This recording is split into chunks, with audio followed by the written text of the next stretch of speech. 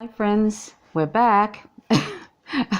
This is Dee Dee River and I'm Trish Roberts and you're watching Faint Signals from Vega. And as usual, Dee Dee River is going to give her words of wisdom about certain issues. She has a lot of it and is much better at articulating than I am about certain issues. You are. Anyway, so we went to a public meeting. What was it called, Dee Dee? It was a community forum for the ALP. There's currently an election scheduled for next week, I think, for the 3rd of March, which is a state election here in Tasmania. And this was a meeting for people in Franklin, which is the lower area. In Tasmania? In Tasmania, yeah.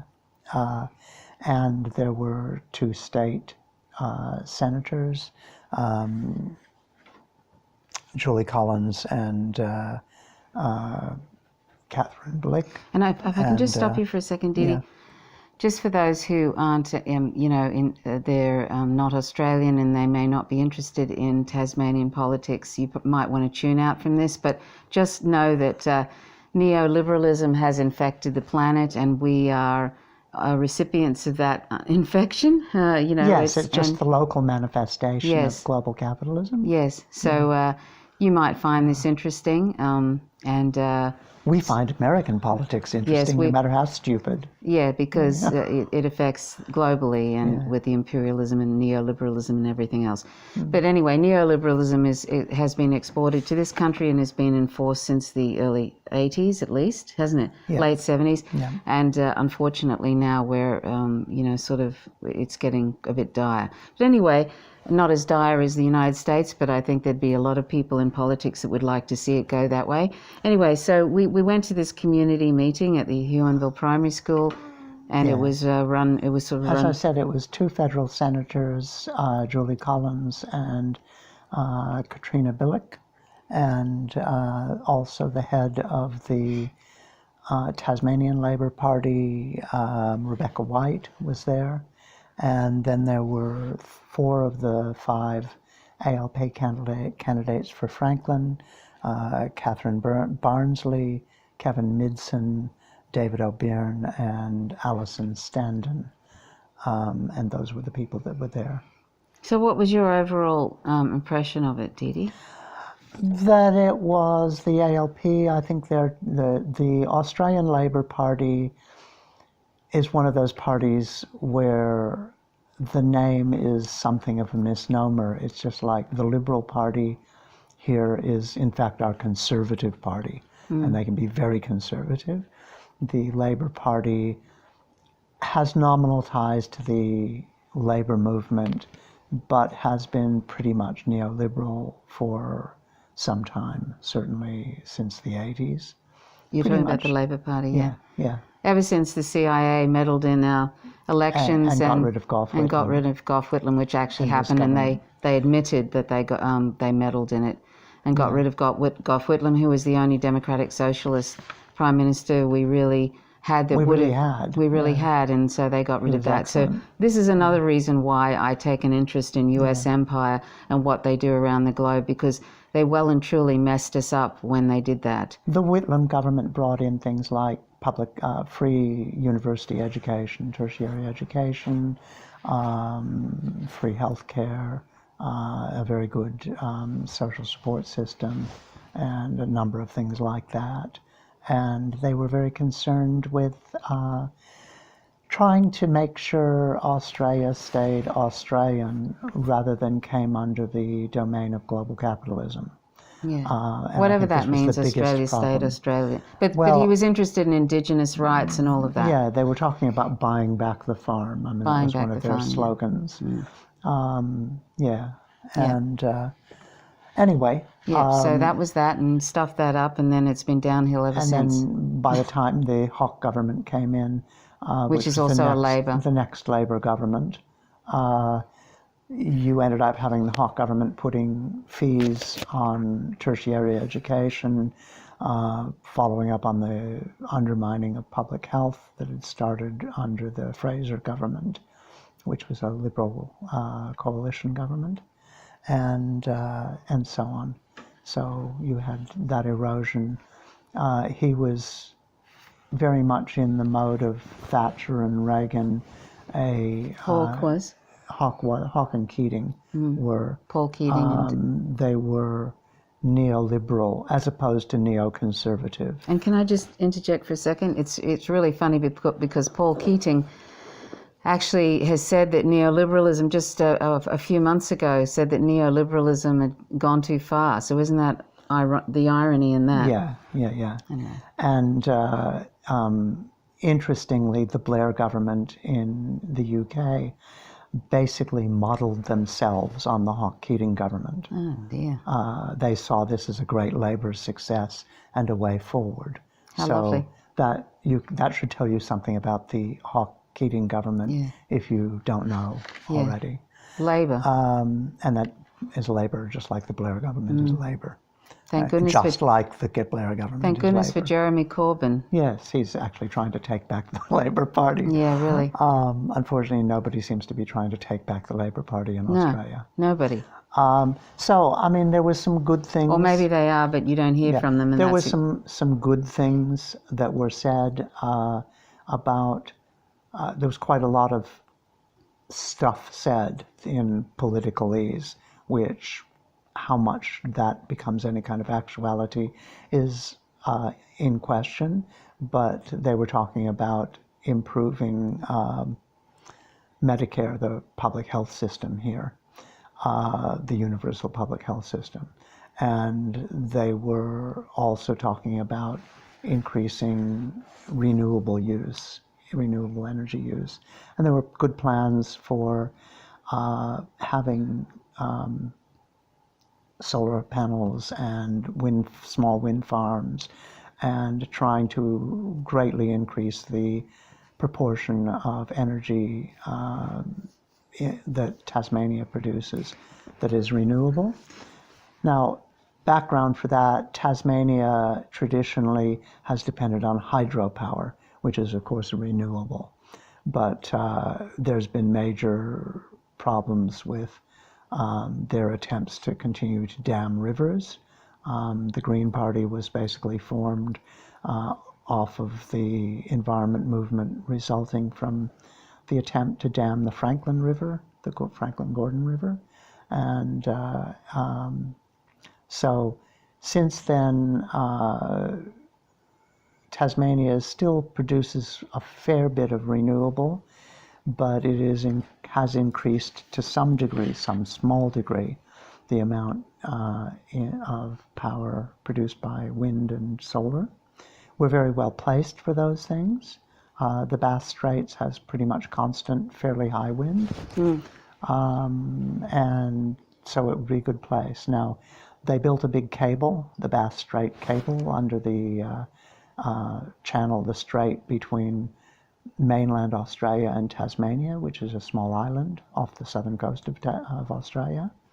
And they sell renewable energy to the mainland and import energy produced by dirty brown coal from Victoria. So this is some of the subtext of that.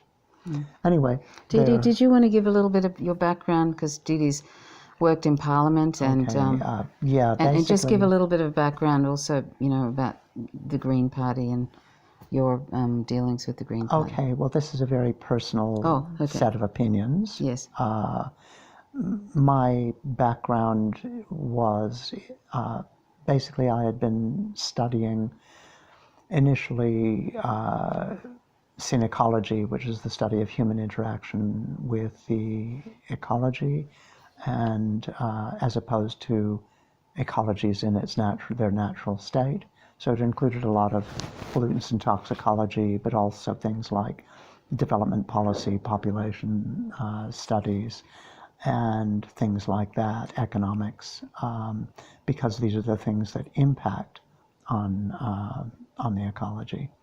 So I after I graduated, I moved into the area of sustainable development policy, which was popular at the time. The Brundtland Report had just come out. I did some work with the IUCN on their Changing the World strategy for the Rio Summit. I moved into more community development policy in terms of global capitalist stuff, because this is where the environment gets degraded, and those are where the decisions are made. And I was particularly concerned with the way small communities can fight back or take some control over their own development. So I was doing that in my study, teaching in university, doing research with the Institute for Science and Technology Policy. I had been working with the Labor Party in the 80s as a member of the Labor Party on some of their policy committees, the Minerals and Energy Policy Committee and the Environment Policy Committee, and belonged to a group called the Labor Lobby for Peace and the Environment, which was trying to push that agenda within the Labor Party. People who were doing that were very frustrated. We found that there was a great deal of difficulty getting anywhere. And so a number of people left, and that's about the time the Green Party started. And I was one of the people who was involved in setting up the Green Party in WA. WA, Western Australia? Western Australia. That's where I was. In consequence, the first senator for the Green Party was Joe Valentine, who had been elected as the Joe Valentine Peace Group, as basically an anti-war, anti-imperialist, environmentally aware anti-imperialism senator. And so that, and her party was one of the four parties that merged to form the Greens WA.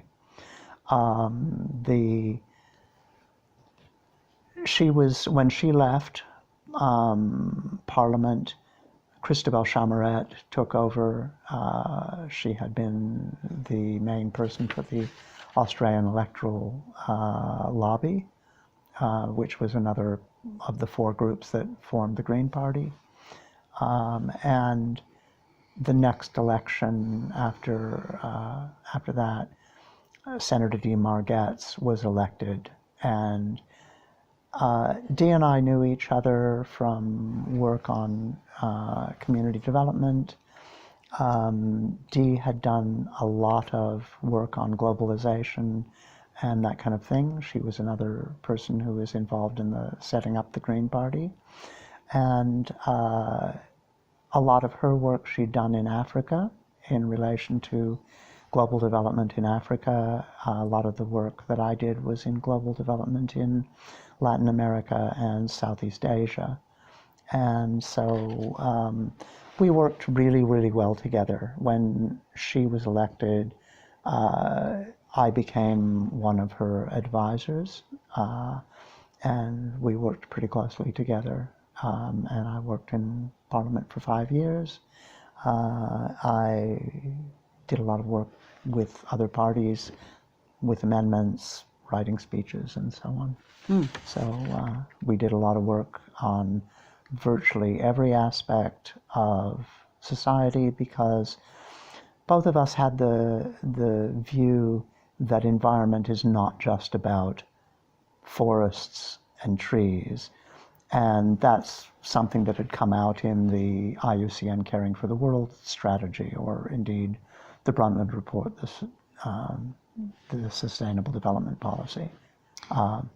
And basically the idea that all of these international groups were embracing is that if society doesn't change to incorporate some kind of environmental and social justice perspective, then no amount of parks or protected areas would work. They would become little biological islands that get chipped away. And environmental disaster would happen globally. And overpopulation and stuff. Overpopulation, energy use, all of those things were very important. And one of the things IUCN did was look at the development of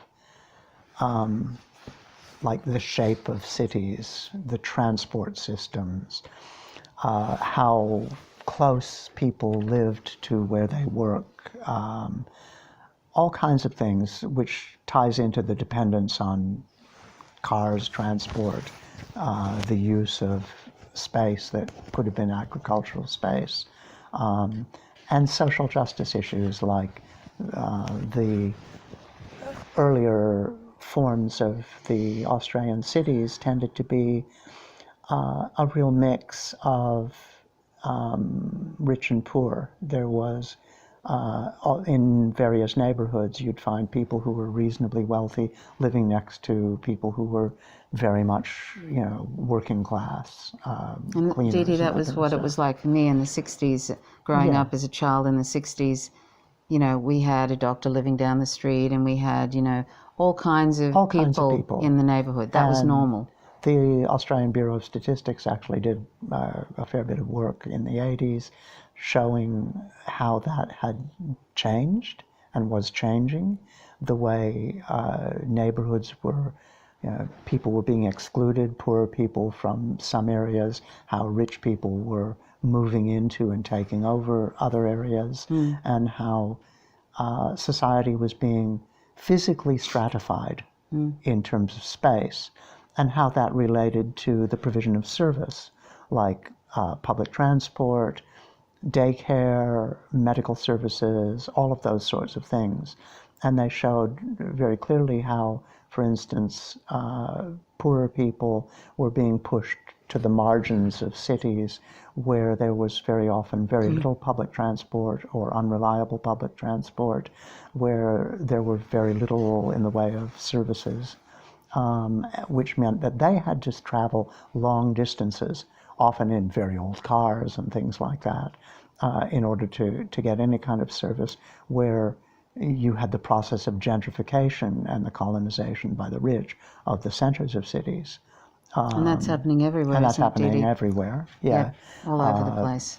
Gentrification is a common term now. Yes. But we were looking at that in the 80s. We were looking at, things like the dominance of petrol-driven cars and how that affects the shapes of cities and makes the continued use of those things virtually inevitable, and the way some of the Scandinavian countries were responding to that by putting in electric light rails and having things like zoning plans where you couldn't build a suburb unless it was, like all of the houses were within 20 minutes walk of a light rail station or some sort of public transport station that could take you into a center of service or an urban center, that and that had to happen within, like, you had to be within 20 minutes, the station within 20 minutes of that urban center. And so, you couldn't build beyond that unless you built another urban center for services. Just and so briefly, Didi, people should check out that documentary, What Happened to the Electric Car. That's a very interesting... That's a very interesting thing. The electric cars were around, they decades ago, and were available, and then they recalled them all. People said, who were trialing them, including celebrities, said, "We'll buy it, we love it," and they said, "No, you have to give them all back." And they got rid of all the electric, in San Francisco, they got rid of all, a lot of... No, in Los Angeles. Los Angeles, yeah. Los Angeles and about, I've forgotten how many, 50-something other cities had good public transport systems, trams and stuff like that. And a consortium of Chevron, I think, or Standard Oil, Firestone Tires and GMC bought them up and destroyed them to try and ensure that people used cars. And this was actually highlighted in the comedy Who Framed Roger Rabbit, but that was based on truth. And it's interesting to go back and look at that history. That's interesting. I haven't seen that. Yeah. I must see it. Yeah. I actually grew up in Brisbane, Queensland, in Australia, and we were using electric trams then. And then they got rid of them and brought in petrol, buses. Yeah. I mean, how nuts Los Angeles how had one of nuts the is best that? public transport systems in the world. Yeah, we were before they doing destroyed just them. fine. Yeah. Anyway, but we probably should. Sorry, we've digressed, Anyway, but we've we digressed. haven't really, because it's all relevant to the state we're in now. Yeah. But about this local issue with the community meeting, And they were talking, happily they were talking about potentially shifting to electric public transport, making the bus system electric. There were some questions from the floor about the way some parts of the bus system had been privatized, and the fact that particularly the private bus systems, just decided not to go to some areas because there weren't enough people and, and that kind of stuff. Yeah. Oh dear. Yeah. Did you want to talk about what you talked about to Julie Collins, who's the federal member for who's the federal member? Oh, did you want to? She's a federal member for Tasmania. Yeah. She's a senator. Yeah. She's not a member. Yeah, sorry, she's the senator. Yeah. Did you want to share any of that or not really? What did you want to just talk about? sort of what you actually sort of spoke basically, to her about. I And maybe the gender introduced thing myself too. and thanked gender her thing. for. I write a lot of emails to Julie Collins, Yeah. and Dee Dee mentioned my name, and she said, "Oh, yes, "Always, I know Tricia." I know Tricia." That's funny. She is one of the few politicians. Please note that I had my hand up to ask various questions, and I wasn't trying to be problematic, but I was bypassed over and over again, and so was Dee Dee. Yeah. Anyway. Yeah, I basically thanked her for actually responding responding. to letters I appreciate with that. something other than a form letter, and Yes. she is one of the few people who do that. Which is very good, because that doesn't happen with the Green Party. I've spoke to the Green Party on the phone numerous times, all the different around Australia, and they say, and they often say to me, I don't have an answer for that. Let me get back to you, and they never ever do. Yeah. Which is appalling, really. Yeah. Well, I think there's a lot of problems with the Green Party. There is a lot of they're trying to move more to the mainstream, be more mainstream, and of course that will end up destroying them. But they also, just briefly, Cassie O'Connor, I had an exchange with her on Twitter. She's the leader of the Tasmanian Greens, and she said, quote unquote, Assange is a Putin tool, and she also and Assange is a creep.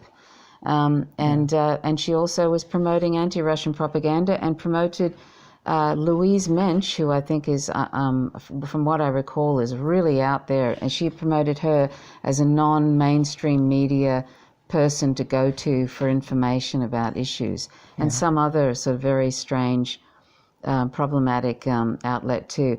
I mean, this is the leader of the Tasmanian Greens promoting anti-Russian propaganda, which is very dangerous and could lead us all to World War III. I mean, this is our supposed left.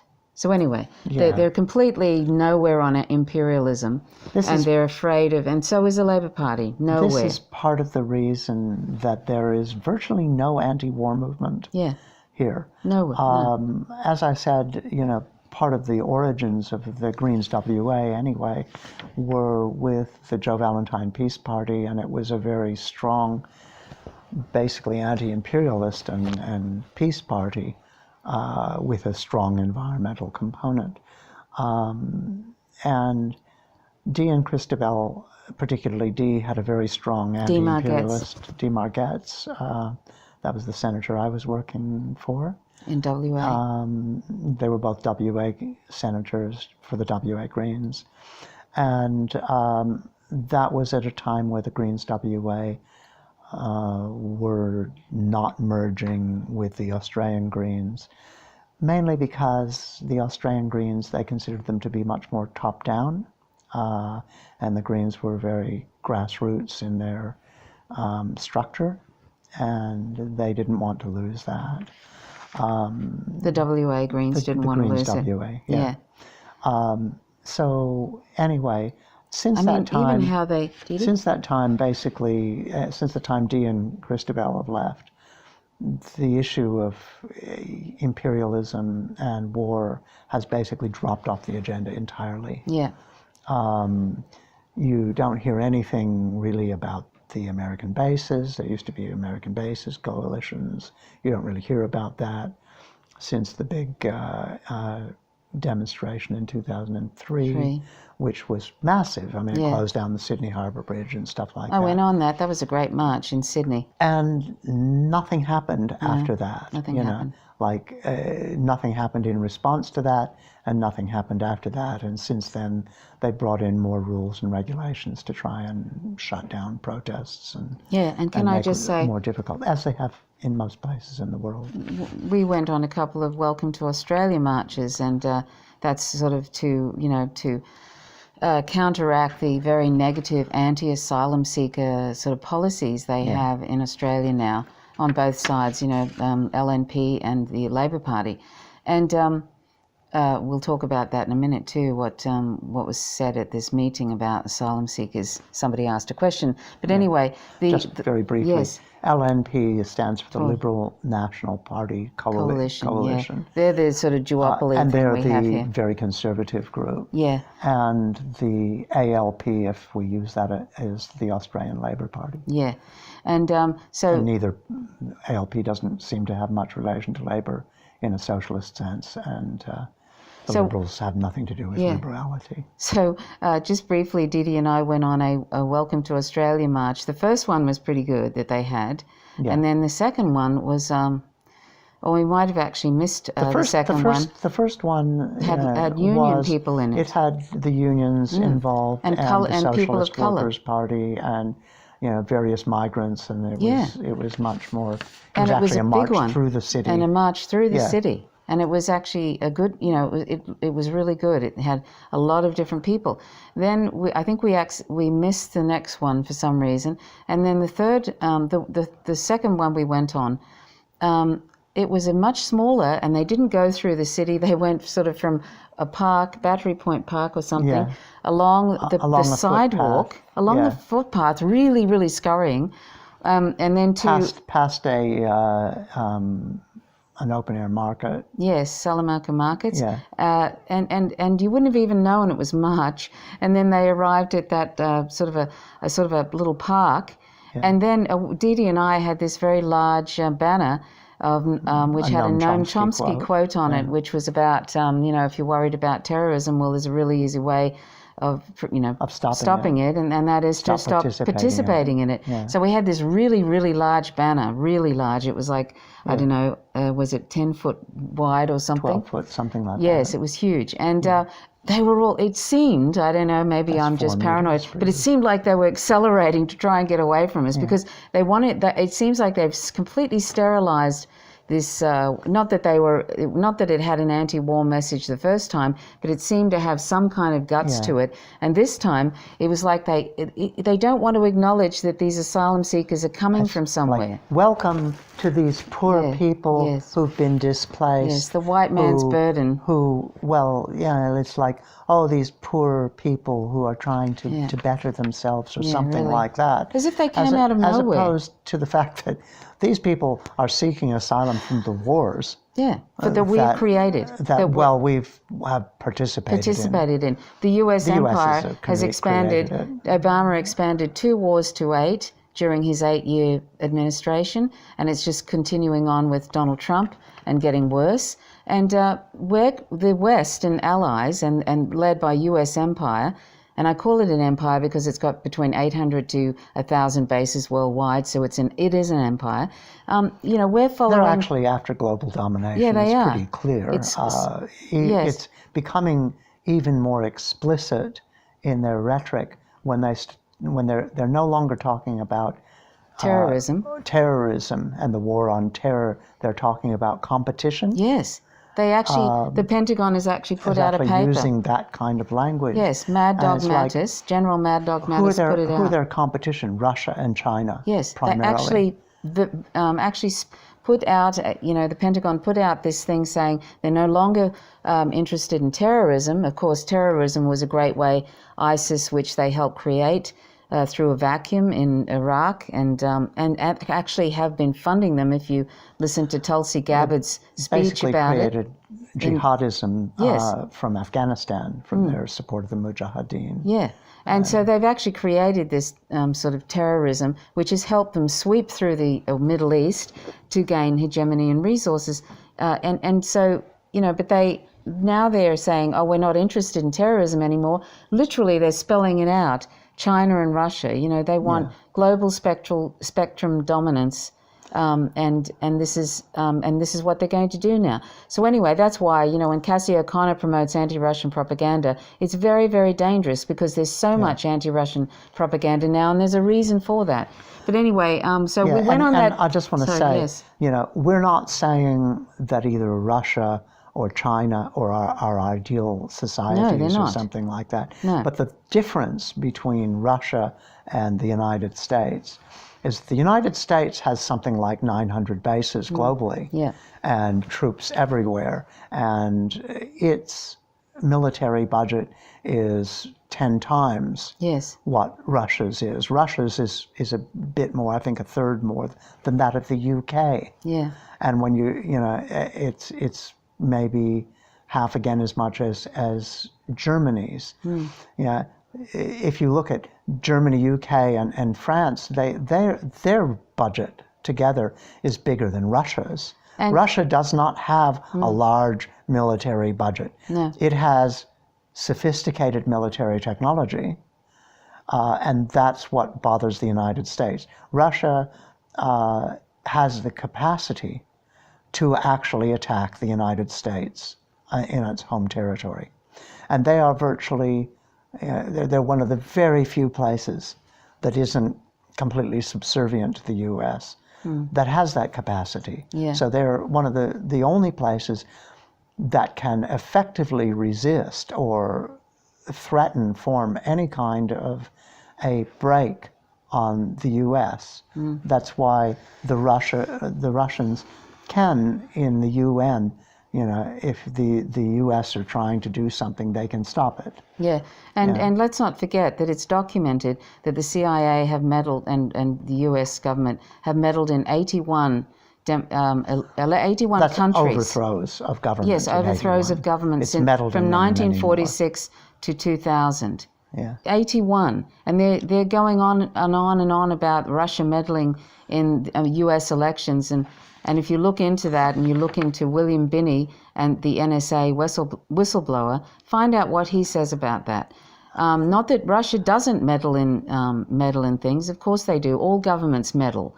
But 81 overthrows of government. I mean, you only have to look at the Snowden papers to see the pervasiveness of U.S. meddling. I mean, they tap the phones and so on of their allies. They've had a policy, of regime change and stuff since the 40s. They're talking about regime change and they've done it before Venezuela. that. Right now. Yeah. Right now. See, they've been meddling with Latin America for ages, and they've literally saying we want regime change in Venezuela. This is a democratically elected government, Maduro, and here they are talking about regime change in Venezuela. Why? Because they have oil. Well, they overthrew the Sukarno, or were instrumental in the overthrow of the Sukarno government in Indonesia. For the Suharto government, they were instrumental in putting in Marcos. The whole Vietnam War was about maintaining the Diem regime.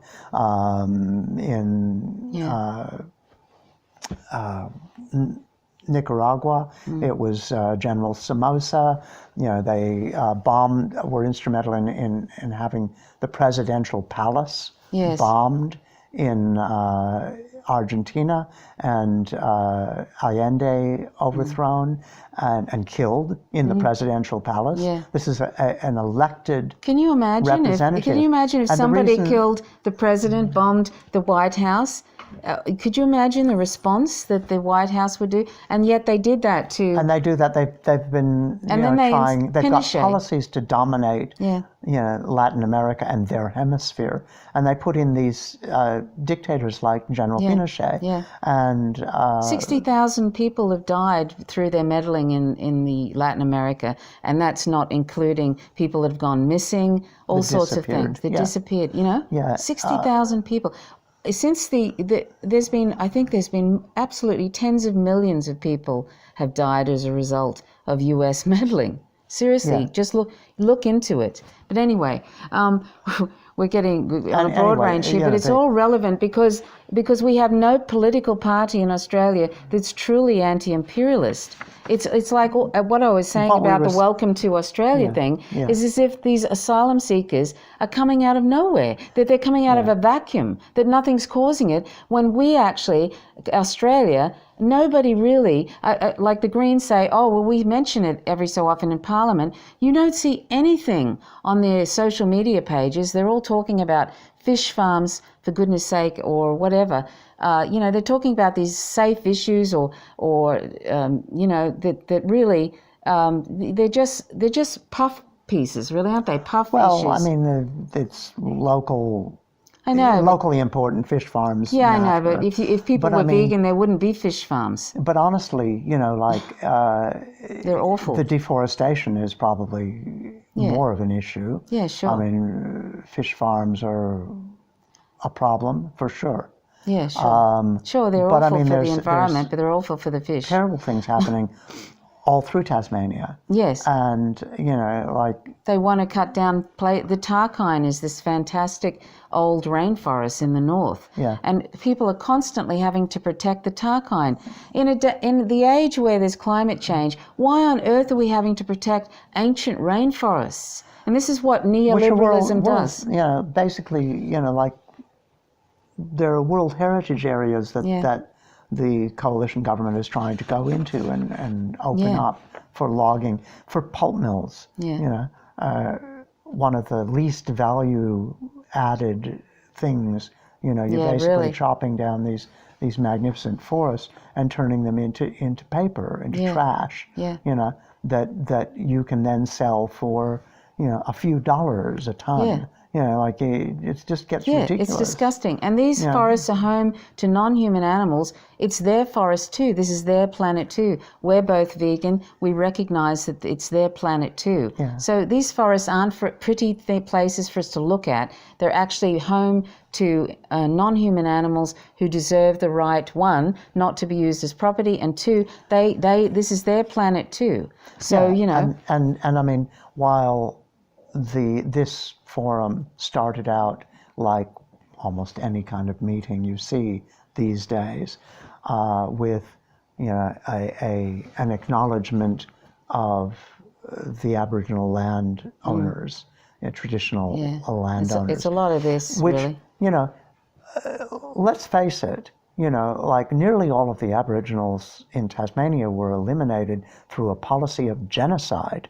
Of real genocide, like let's wipe out all the black fellas. And it was an organized campaign that did wipe out nearly all of the Aboriginal people on the island at the time.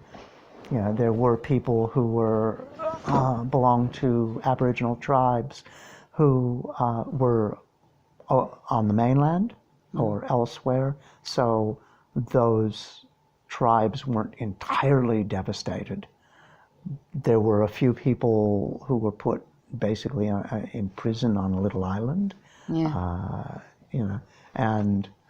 so there are some descendants of those people. But I mean, it's like Tasmania, even more so than Australia, which is horrible, has had this genocidal policy. And they talk about, we respect the traditional, and then talk about, knocking down forests and devastating land. really. And the Aboriginal people say, well, we're basically still at war. You're destroying country, you're destroying things that are important to us. So it's just mouthing of platitudes in an awful way. And this is what happens when you allow corporations to take over government, really, and dictate to government what they do, isn't it, Didi? Yeah. This is what you get. One of the things they talked about is trying to create secure, reliable jobs for people and this kind of thing. What they're neglecting to say is that, and then a lot of this occurred under the Labor Party, there's been a huge casualization of the labor force and a huge move from any kind of steady employment or reliable employment to ways to shift people off that, either through making the workforce casual or through using subcontractors, saying, okay, you're no longer an employer, you're a subcontractor. I'm not going to have to deal with any of the paperwork. I'm not going to have to give you superannuation. You can take care of it all yourself. You run your own business, except you have to do it this way, this way, this way, and this way, and this way. And you're still effectively an employee. And there's nowhere else for you to be an employee often. It's not like you have a business where you can go to multiple places. The erosion of union rights is astounding under the ALP. For ALP, a the Labor Labor Party.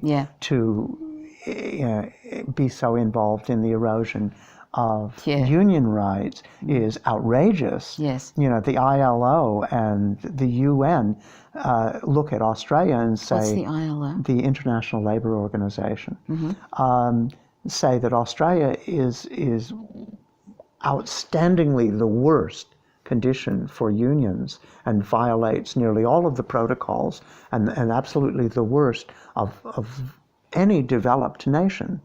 By a long shot. What's happened? Isn't it sad? Well, they've made it so that virtually it's impossible for unions to go on strike, except under very, very controlled conditions. And this is a dual thing that both and parties this is something have that supported. Both parties have done. Both the LNP, the coalition, which is the Conservative one, and the Labor Party. Talk about Sally what they McManus, who's the new head of the ACTU, the Australian Council of Trade Unions, has actually called for a shift, and she's saying, bugger the laws.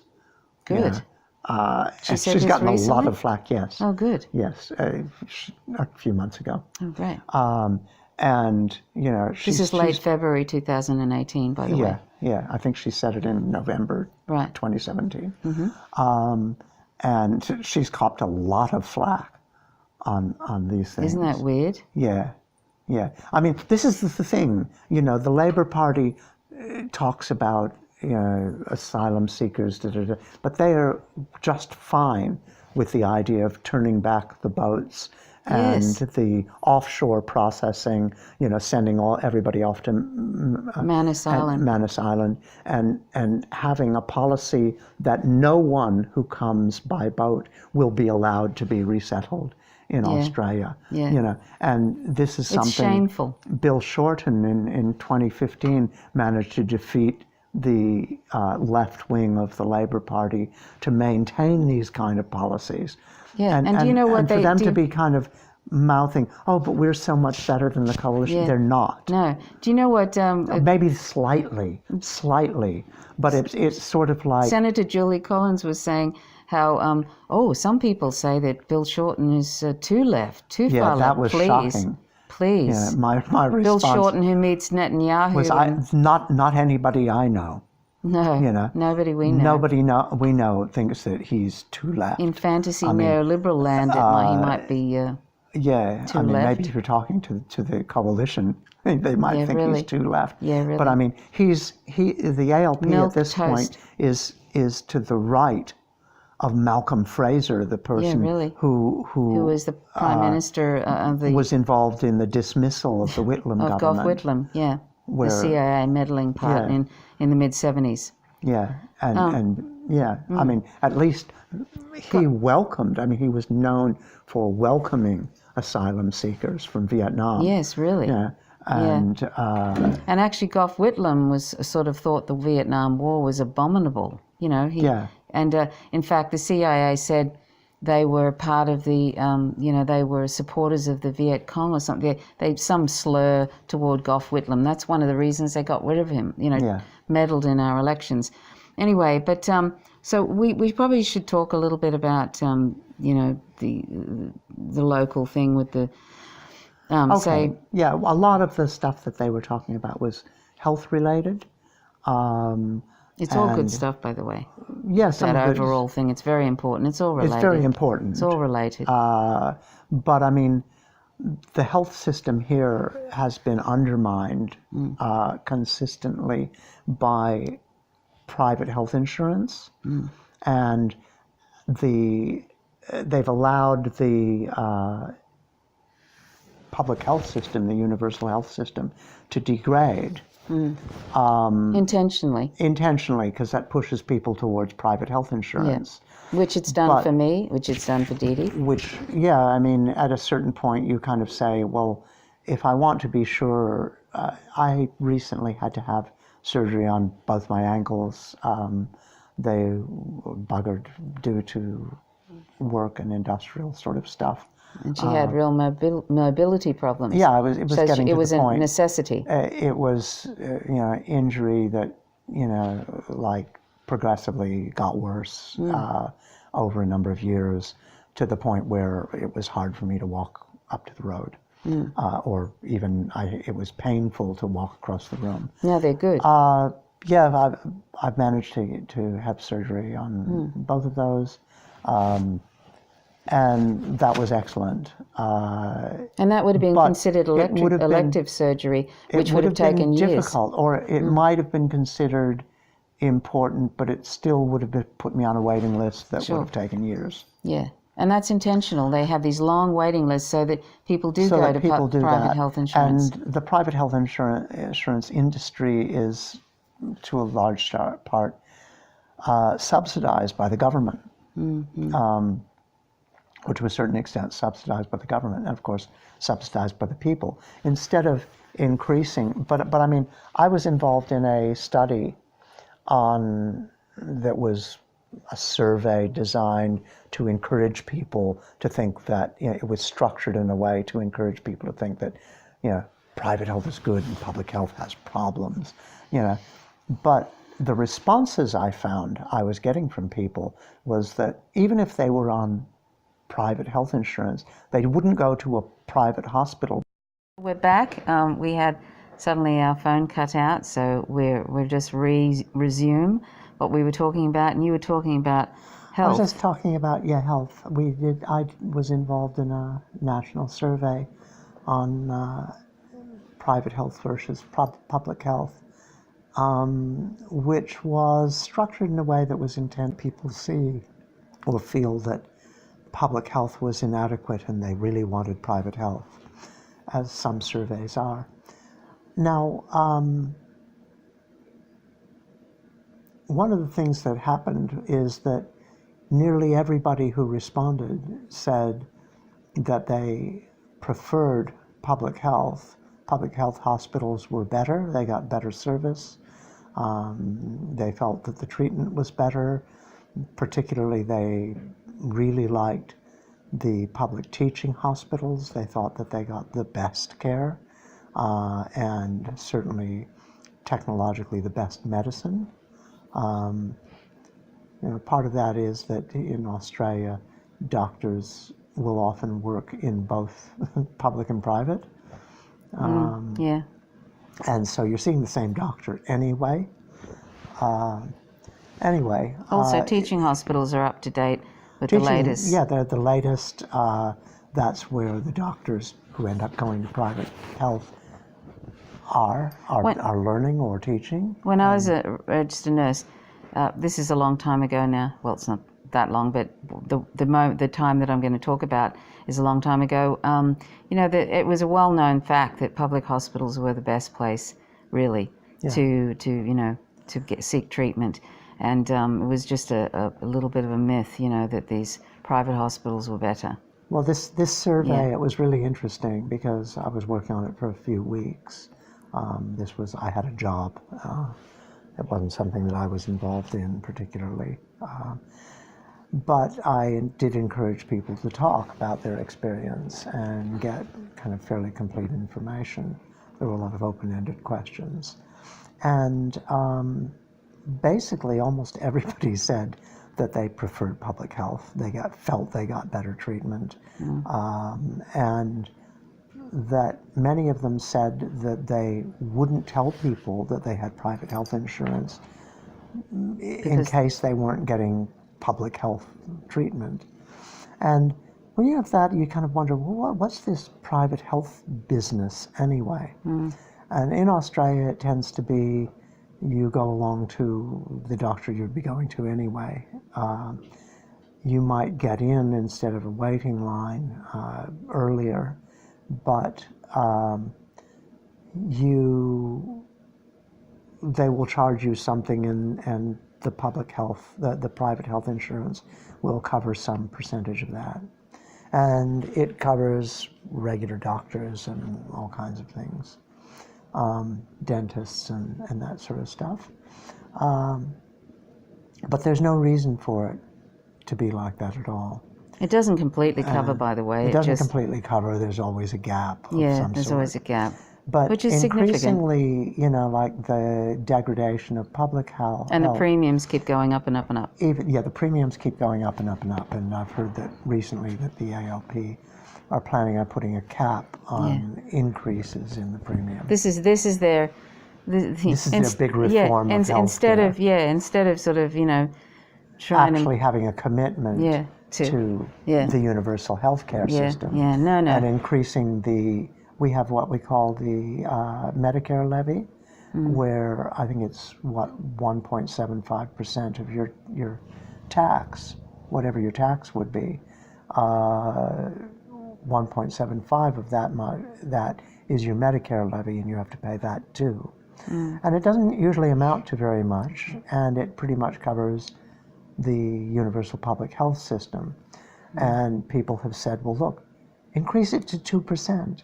Increase it to 2.5%. We'd rather have that and have universal public health, where we didn't have to fool with this long waiting lines and all the rest of this stuff, than have to deal with this other stuff. It's not that big a savings. No. And by the way, anything that the Conservative Party, the coalition, does, Labor Party never really tries to roll anything back. No, they're happy. Roll it back. They're really happy, actually, for the coalition, the Conservative Party, to bring bite in the bullet and take in these things. Yes, to reverse any sort of social welfare programs and stuff. They're quite happy for them to really do all the dirty work, so they can do the good cop, bad cop thing. Although there's certain things that the ALP can get away with, the Labor Party can get away with, the Conservatives couldn't. There would be too much uproar. For instance, the Whitlam government, a Labor government, brought in free tertiary education. That's the Whitlam government that we talked about, that the CIA helped get rid of. Yeah. Okay. And subsequently, the Hawke Labor government, which was the next Labor government that they had, there was a Fraser coalition government in between, they put in what they call the HEC scheme, which said there is a charge and we'll loan you the money, and as soon as you're working, you pay it back. Now, that's much better than the United States. But you have to make about $27,000 for that to start paying it back in increments. But it still is a charge for tertiary education. Yeah. And later on, they put in, and they could probably get away with putting a charge on tertiary education, where I think if the coalition government had tried it, there would have been outrage. And at first it was interest-free, and I think it was the Labor government that said, no, it's not interest-free, there'll be interest on it as well. Right. So although you may not have to pay, you'll end up having to not pay more and more. So if you do start working, you will have a bigger bill. Now, one of the things with healthcare, what were we talking about? I'm just lost. We were talking about, well, we were just sort of... We're talking about education and the fact that that's what it was, the fact that the Labor Party can often do stuff that the coalition doesn't. Yeah. But then the coalition will then increase once the Labor Party have said, yes, you do have to pay a fee, the coalition will increase the fee. And the Labor Party, when they get back in power, never decreased the fee. No. It's like there was a thing called single parents payment, where if you were a single parent raising a child, you would get a certain amount of money. It wasn't much, but it was enough to live on. And you could do that until the child was 16, at which point in Australia, they're independent. Recently, a few years back, that's been changed to say you only get support until the child is 8. So a single parent, is presumed, once their child is 8, you can leave that child in school and give them a latchkey and go out and work. And if you're not working, you have option for unemployment and that sort of thing. But that's less and much more onerous. You have to run around and apply for X number of jobs, a week. And this sort of thing. Is it 10 jobs a week or something? Yeah, I think it's $10 jobs a fortnight, actually. Oh, right, okay. It may have been, I don't know whether that's changed or not. But I mean, it's like... And it's not enough to live like on. All of a sudden, it's not enough to live on. Unemployment is not enough to live on. For a single parent to try and get a job that's going to pay them halfway decently, I mean, the problem is employment. We were talking before about labor, and one of the things they talked about is these secure jobs and long-term jobs. Well, one of the things that happened under the Labor Party under a policy called Australia Restructured was essentially the decimation of a lot of long-term jobs, the kind of thing where you would have loyalty to the company would have some loyalty to you, supposedly, but that you had some security, and you had the casualization of the workforce. And this was done in government too, because if you had a government job at one point, that was seen as you had a job for as long as you wanted that job.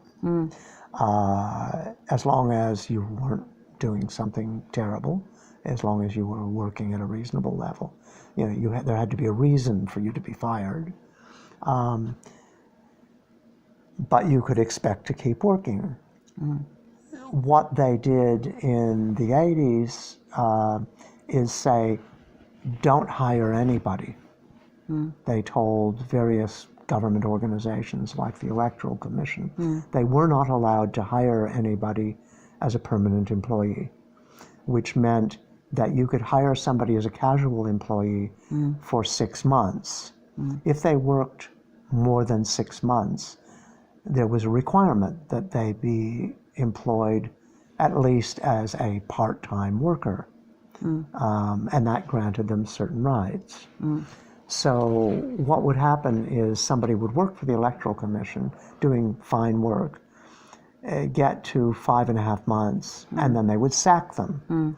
And then 2 weeks later, they would rehire them. And so they could continually employ them on a casual basis. I had a friend who is a single parent who they said she virtually ran the electoral office in Fremantle in WA, which is a major part of the city. And yet they did this every year. And it would always be like coming up to Christmas, they would sack her, because then they save Christmas holiday and New Year's holiday, all that holiday pay. which meant that as a single parent, all of a sudden she was buggered at Christmas time. And by the way, Every those year. penalty rates that now have been taken away, haven't they? Yeah, a lot of the penalty rates have been taken away. You know, for working Sundays and stuff. Wait until if Labor gets in and see if they reverse that. That'll be interesting. They probably won't. They won't. No. I mean, this is what I mean. They haven't reversed This these is the policies. Labor Party. Yeah, the this Labor is the Labor Party. This is the Labor Party that actually worked to make a lot of strikes by labor unions illegal. Yeah. You couldn't go They're out a disgrace. in the 70s and early 80s. You had unions like the Wharfies Union who would go out on political causes like the export of yellow cake. They basically said Australia should not be exporting nuclear material. Yeah, we shouldn't have nuclear power plants or nuclear weapons, and we shouldn't be exporting it. And they went on strike. And said, we're not going to load the ships with this stuff. And other unions went out and strike in support. And at the time, I was a member of the Labor Party and on their Minerals and Energy Committee, which dealt with this. And virtually all of the branches of the Labor Party were opposed to uranium mining or the sale of uranium. Just shows how far they've gone. And that's when the Labor Party changed their rules so that the branches, the rank and file in the Labor Party, had less power than what they called the Parliamentary Party, which is the people who were elected. So the Parliamentary Party could do something even if all of the branches didn't like it. Yeah, and they had that power. Recently, there's been some move to democratize the Labor Party, partly because it's gone to hell, and the Labor Party, the percentage of the primary vote is about 30-something%, and there's a number of minor parties. People are looking for someone else to vote for. Yeah. I don't even want to vote for the Greens anymore with all their anti-Russian propaganda and their just and their mainstreaming. Their mainstreaming. Yeah. Who else is there though? They basically have cut almost any kind of more social democratic agenda out. I don't even know how they came up with Richard Di Natale, the leader. I mean, suddenly he was there. I don't know what's kind of processes. That's part of the process that the Greens WA didn't want to have any part of. They got to have a little vote in their committee of, some committee, and he was suddenly the leader of the Greens. But I mean, it's like, and by the way, it didn't have anything to do with the membership of the Greens, and this top down. It's all top down. Yeah. And by the way, when I just briefly I rang, just about 2 months ago, I rang up the different parties, different WA and all these different and asked them about different issues, and they would always say to me, "Oh, I don't know about that. We'll get back to you," and they would never get back to me. I mean, at least I suppose I can give this to Julie Collins, that for the member, the federal member, at least she writes back. But this is a disgrace. The Green Party. Not one person wrote back to me about any of those issues. And you ask them what their policy is, yes, and they don't know. They don't know. They don't know. The people on the phone, yes. I mean, I think it's more like they don't want to talk about it, but they say, we don't know. You ask them what their policy is on U.S. imperialism or the war in Syria. Yeah. We don't know. We'll get back to you. Yeah. Really? Yeah. Really? Right. I mean, it's so inconsequential. You have no idea. I mean, I was working in these offices, in the office for D. I knew what our policies were. I knew what all of our policies were. If there might be some detail or something, I would have to ask somebody else. But on any basic issue, I knew where we stood. It was really clear. We were against imperialism. We were against nuclear power. We were against, but we had these things. And their excuse is that they would say, Cassie O'Connor, the leader of the Tasmanian Greens, she said, we have talked about this occasionally in Parliament, Well, you have to look up Hansard to see that. It's not really reported in the media because we have a mainstream sewn-up corporate media. And so they don't talk about it on their social media pages. So where on earth would you even know? Yeah, like many places, people are not encouraged to involve themselves in politics at all, in any real policy or political decision.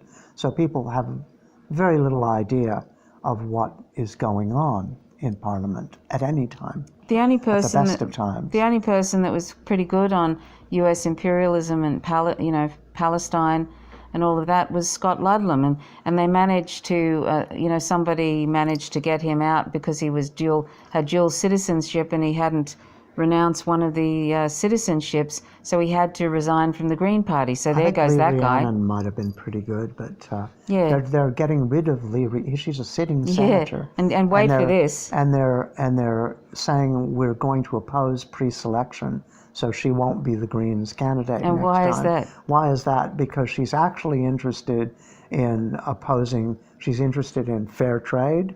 She's interested in global development issues, in transnational capitalist stuff, in opposing that power, in opposing U.S. imperialism. And they find her she's just more too socialist. radical. She's more socialist. Yeah, imagine this. This is the Green Party, finding Lee Rhiannon too radical. Yeah. And I mean, when I say socialist, I'm talking social democracy. I'm not talking about, red flags. Isn't this appalling? Which is a shame. This is the state of our political system in Australia. Yeah. Yeah. There's no left really to speak, a real left to speak of. Yeah. Yeah, there isn't.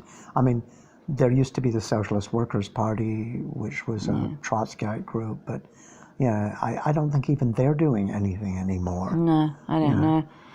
And Didi, so shall we talk about a little bit about Manus Island, because this is the other thing. We've got our own Gitmo. We've got our own Guantanamo Bay in Australia, and it's Manus Island. Basically, in 2001, the Howard government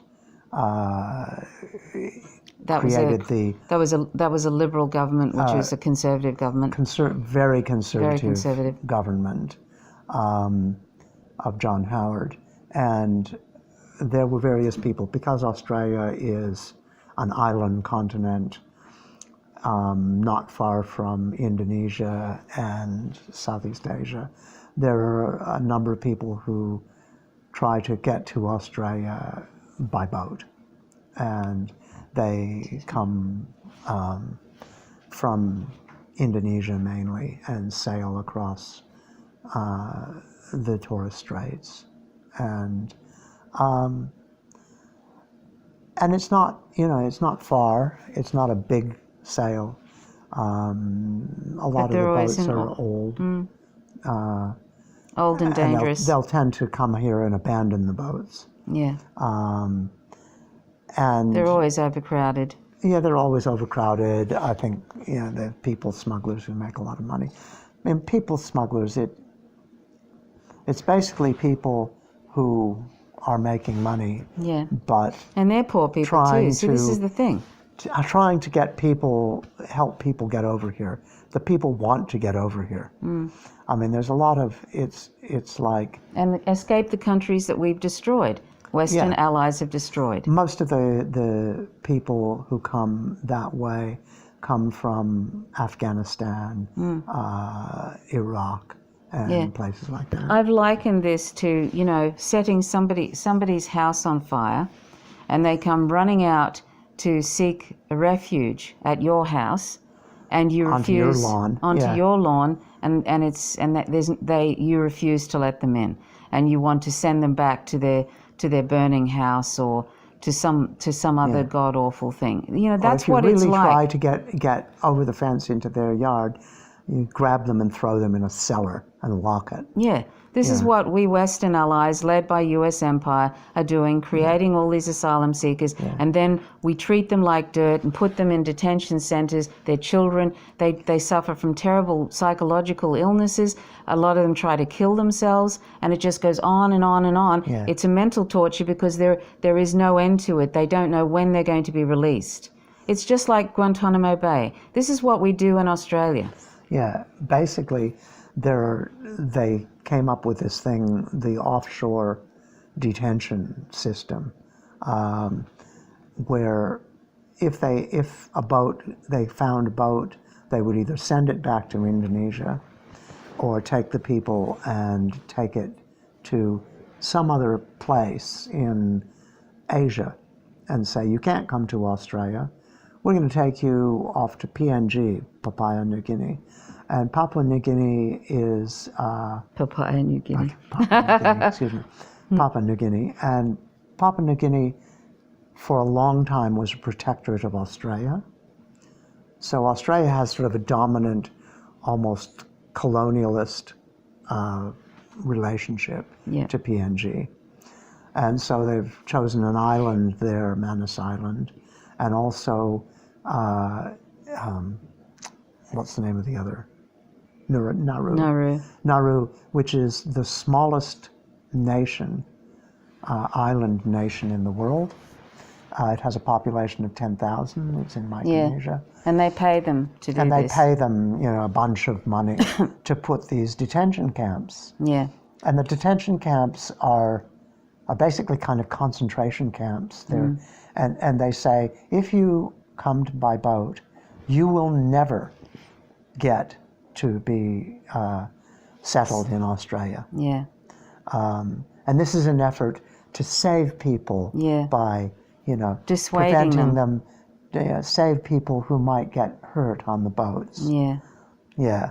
So if people are desperate, they'll come no matter what. Yeah, they're and escaping. They are desperate. They're escaping their situation. They're escaping. So they're willing to risk life and limb, and they do often, because often these boats sink. And this policy started in 2001. Yeah. There were some disgraceful things. There was the so-called man overboard affair. Oh, the children overboard. Children overboard, where during the Howard time, during the Howard government, which is where it started. The coalition. They said that people coming by boat were throwing their children overboard, and lies. And it was since found to be complete lies. Yeah.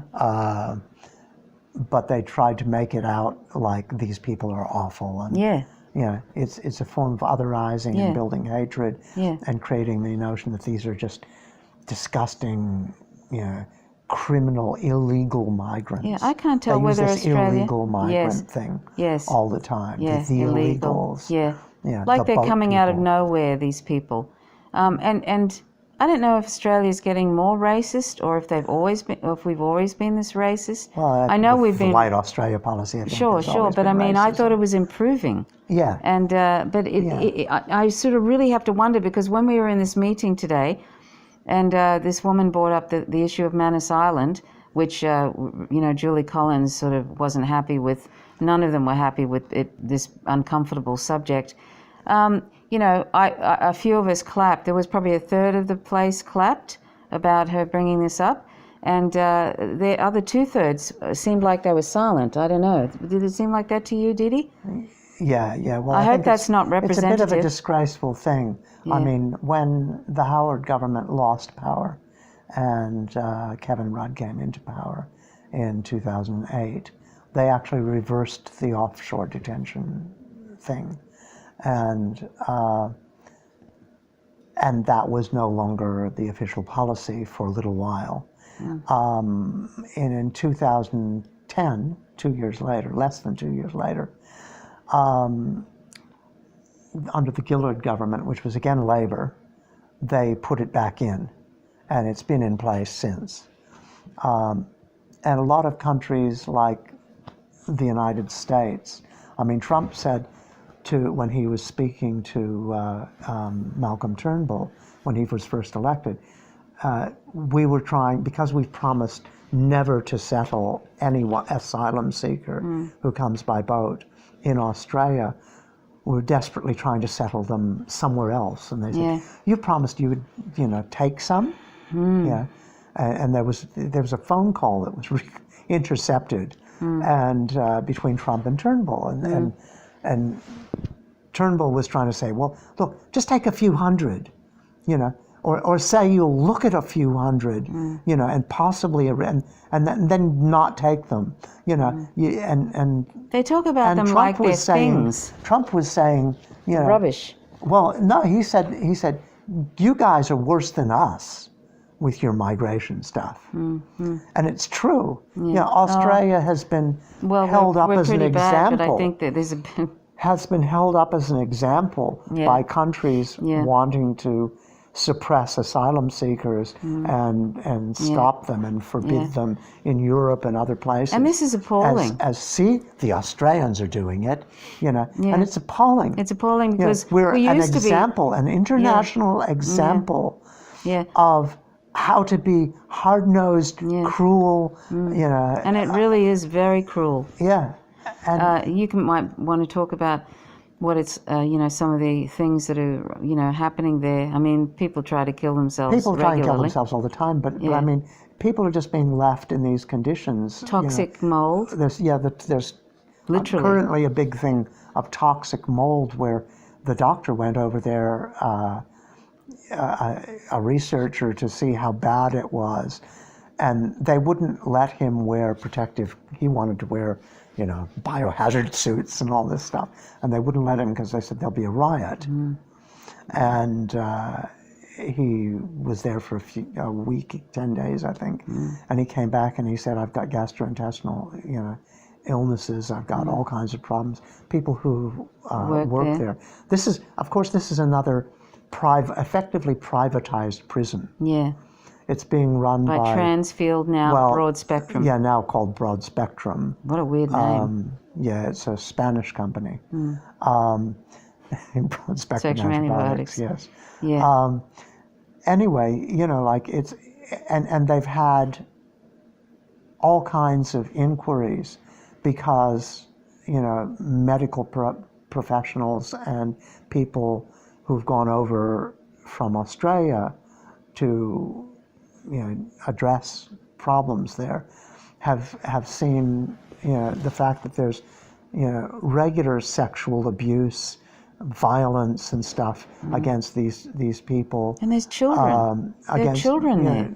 Against children and this kind of stuff.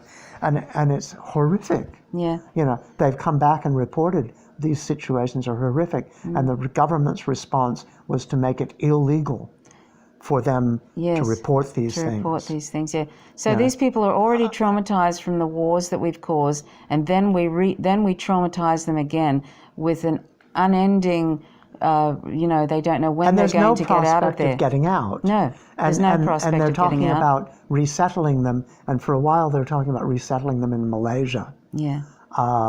And then the High Court in 2011 said you can't resettle them in Malaysia.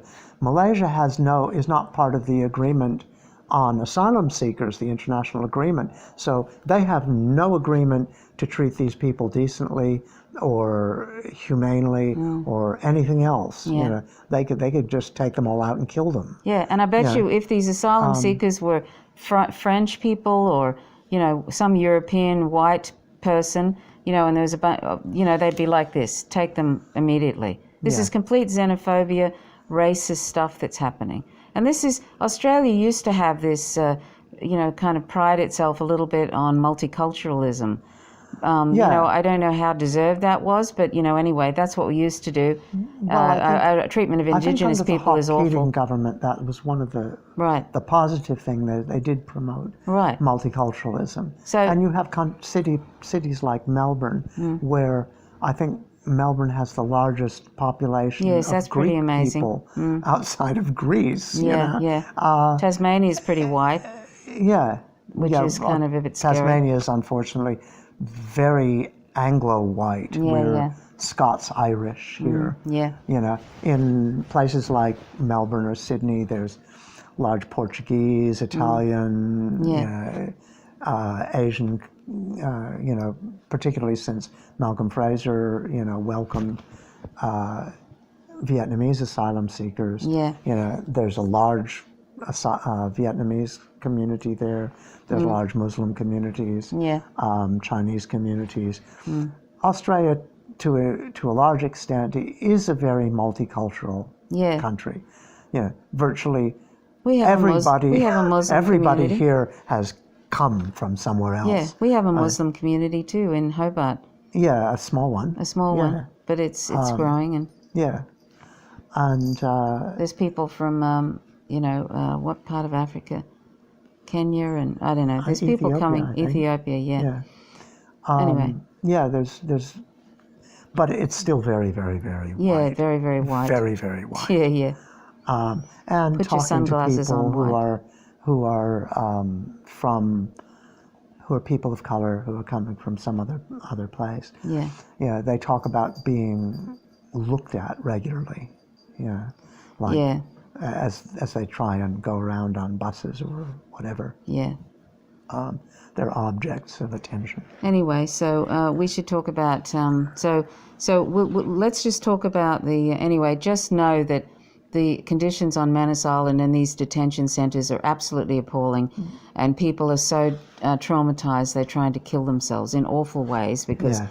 But anyway, there have been riots. There have been riots. Massive things where many people who've gone to work there as teachers or as medical professionals have come back and said, "This is hideous. This is torture." Yeah, it's torture. Even just not knowing if you'll ever get out, that's torture. And the ultimate destination is possible resettlement. Yeah. And imagine being sent over to the Imagine United being States. sent to Nauru. Jesus. With a population, the whole country's population is 10,000. Yeah. How many people can be accommodated there? Yeah. If you have 1,000 asylum seekers there, that's 10% of the population. Yeah. Yeah. And so people in these places, in Nauru and in Manus Island don't particularly, like it. don't like it. No, and they make them pay for it. They're not getting anything out of it. No. And suddenly there's this bunch of people who are dumped effectively on their communities. Yeah. And these are communities that are, the World Bank and the IMF have introduced austerity programs. That gets insane. It's like they had austerity programs where they had to cut a lot of their social programs, including in PNG, right? Like teachers and medical services and all that kind of stuff. Yeah. And then Australia, as aid, sent over teachers. And there was huge protests because PNG had teachers who are, PNG people, citizens. They're New Guineans. And here we are sending white teachers from Australia who don't speak the language as foreign aid. And at the same time creating austerity programs where they are not allowed to employ their own teachers. And this is just an insanity. And this is sort of the things that are going on in PNG. And here we've got this prison that we're paying the government, and there's kind of massive corruption. And the government gets money, somebody up there gets money, and then they dump off these people. But frequently it takes 4 or 5 years, 6 years in these camps before they have a chance to do this. But once they are dumped off, quite frequently they face violence. From very poor people so let's talk in a very poor country. So when this woman at this meeting, this community meeting today with Julie Collins and a few other of these Labor Party people, she asked about, she's registered her comments about how appalling it is on Manus Island, and that she always used to vote Labor, and she refused to vote Labor or vote for any party who endorses this detention centre appalling, situation. And what did Julie Collins say? She said, "We don't agree with what's happening on Manus Island, and yet we have policies where we're not in total agreement with all of these things." Yeah. Well, yes, they're not in total agreement. They say things like, "Yes, they should all stay there," and that is their policy still. They still do believe in this sort of detention, Yeah. where overseas detention, they still do believe these people should not be allowed Yeah, to so come that here. was a bit of a fib, And wasn't it? no, because they believe that these detention centers should not be prison camps. Yeah, well, they can't be anything else but But that. they can't be anything else but that. Yeah. I mean, And obviously they can't be anything else like that because it's been going on for years now and it just gets worse. and the asylum seeker, thing, there is some difference. I mean, under the Gillard government, I think we were taking 20,000 asylum seekers a year, and under That's a very small percentage too, by the way. and under the Turnbull government, the coalition government, subsequently the Abbott and then the Turnbull government, they cut that back to 13,700. Yeah. You know what? The big mantra for the Conservative government before Tony Abbott was elected was stop the boats. That's all they could say. Oh, it's been that way since the Howard government. Right. But he was just Stop the unbelievable. boats. Every time he opened his mouth, it was like he was one of those dolls that you pull the string and stop the boats. Which is really, Stop the boats. I mean, ironic seriously. because he's a boat person. Yeah, funny. He came over to Australia from England on an assisted passage program, where in order to get more Anglo people here, Australia was paying, subsidizing people to come from England to Australia, and Tony Abbott came over on that system. Yeah. Yeah. Yeah, there's a lot of fear of the white race being eradicated. There's a lot of, a lot of these governments are white supremacist governments. They built these nations on genocide, and a lot of them now are freaking out because they're trying to do everything they can to stop, other. From other being races, dwindled, races. knocking, all that stuff. That's all part of it. But but when Julie Collins said, she was basically denying the history of what the Labor Party has helped set up.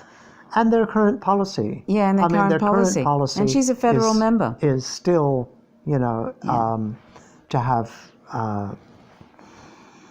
what do you call it, overseas detention. Yeah. On so isn't that Manus kind of like a bit of a fib saying we don't agree with it? Well, she's fiddling around. They're fiddling around the edges. Yeah. It's not quite the same. No, I guess. They talk about increasing the number of but you can't talk if you try asylum and seekers to 27,000. Well, that'd be great if they actually do that. But I mean, they're not talking about letting any of the people from Manus Island or Nauru come over here, no matter what their circumstance. No. And the thing is that it's a blanket thing. We will not allow any of them to come here and settle here on Australian territory. We're going to settle them in PNG. We're going to settle them there. It's like, let this be somebody else's problem. Yeah. We'll put them in a prison camp. Yeah. Until we decide we can release them to some poor Asian nation. And if they think that's some sort of deterrent, it's not. If that's what they're trying to do, because those people are so desperate. As I said, they're willing to risk life and limb, and even risk being chucked into these god-awful Guantanamo Bay-like situations to get away from what we've caused for them, which is the dreadful wars which have gone during Obama from 2 to 8 wars, and it's still going. It's expanding. U.S. empire is out of control, and it's like an insatiable monster across the Middle East. Anyway, but so that was, and I've written to Julie Collins, emailed her a few times about different, about U.S. imperialism and how their immoral, perpetual warmongering. We just trot along like for want of a better metaphor, like a little puppy, and just do whatever they want, although puppies don't usually do whatever, but you know what I mean. We just trot along and we do whatever they're bidding. No matter, we have no business being in any of these wars, none at all. None at all. They're all invented war, right from Iraq, Afghanistan. All these wars were invented on lies, and they continue to be they continue to invent. You talk about the United States and say, why are we involved in this imperialism? They're our greatest allies. Yeah, this is their excuse. Our greatest allies. Yeah. How you know what? They were our ally in Vietnam, as if Vietnam was any danger to us at all. Yeah. Of course, it wasn't any danger to the United States either. Yeah. But it was part of their imperialist agenda. Yeah. You know, they wanted to prevent dominoes falling. You know, they're quite happy to create a revolution in Indonesia. You know, they're quite happy to, you know, and put some dictator in there who's in there for the next, you know, several decades. And we've got no problem with Russia, and yet they're going to try and drag us. And they're trying China. to drag us into China. And China is our biggest trade partner. Yeah. You know, I mean, and the biggest investor in Australia. Yeah. And we just go along. We've been working for years to have a good relationship with China. Yeah. And they want to drag us into their bloody China. And the reason being they want to drag us into that is because China is going to become the economic power in the world, probably by, somebody predicted, by 2030. Yeah. And they're freaking out. This is why the Pentagon has put out that paper saying that we're no longer interested in terrorism, we're interested in competing nations, Russia and China. They named them, and that's one of the reasons is China is going to overtake them, and they don't want that. They want full spectrum dominance. One of the tragedies of a broad spectrum dominance. Full spectrum. Full, not broad, full. I see broad spectrum dominance. Yeah, I mean, one of the tragedies of the thing with China is they were trying to... Go on. They basically said, we don't want to compete militarily. We're competing economically. And we're doing really well. Thanks. It's called capitalism. It's called capitalism. But they're not allowed, nobody is allowed to win in capitalism except for the United States. You know, because it's really about imperialism and world domination. But they were doing really well. And they were putting most of their energy into increasing their industrial base and developing and, you know, their trade relations and all this sort of stuff. And doing really, really well. But they were not building up their military. You know, they have a big army. Obviously, China is huge. But that army is basically soldiers with rifles. It's not. But now it's not high tech, whatever. All the saber rattling though has made them increase their they're starting to. In the last nuclear submarines, aren't they, or something? Yeah. Basically, they built their first nuclear submarine and launched it last year, and they've got several others. I mean, they've got an incredible industrial capacity. So the arms industry wins. They can militarize very quickly, and their technological base is at this point fairly high, and they've developed aircraft that they say are every bit as sophisticated as anything the U.S. has, and they're building more of them, which is a tragedy because up to a few years ago, they didn't have anything like that. They didn't feel they needed anything like that. They had a whole lot of planes, but they were kind of older sort of planes, and they said, well, nobody's going to invade China, you know. So they felt fairly secure. They said, we're working on trade. We're not working on a military model. And John Pilger's done it. They feel like they're under threat, and in fact they are under threat. And John Pilger has done a documentary called The Coming War on China. I only got 3/4 way through, and I haven't actually been able to go back and finish it, but it was actually very interesting, and you should check that out. John Pilger, the Australian journalist. The whole pivot to Asia thing, I mean, a lot of that is about countering China. Yeah, sure. And this whole Russia thing is so out of control. And China the anti-Russian has felt propaganda. Threatened. So now we have China, and they've actually set up a military base in Pakistan. You know, and they're saying, we're going to have to start taking this military stuff. Say that again. They set up a naval base in Pakistan. Right. Now, they're saying we're going to have to take this military thing seriously because the United States are out of control. And the United States, their military budget is much larger than China's. But, China has a lot of money. They can militarize. If they want to mobilize that, they can do it really fast. Yes. They haven't done it.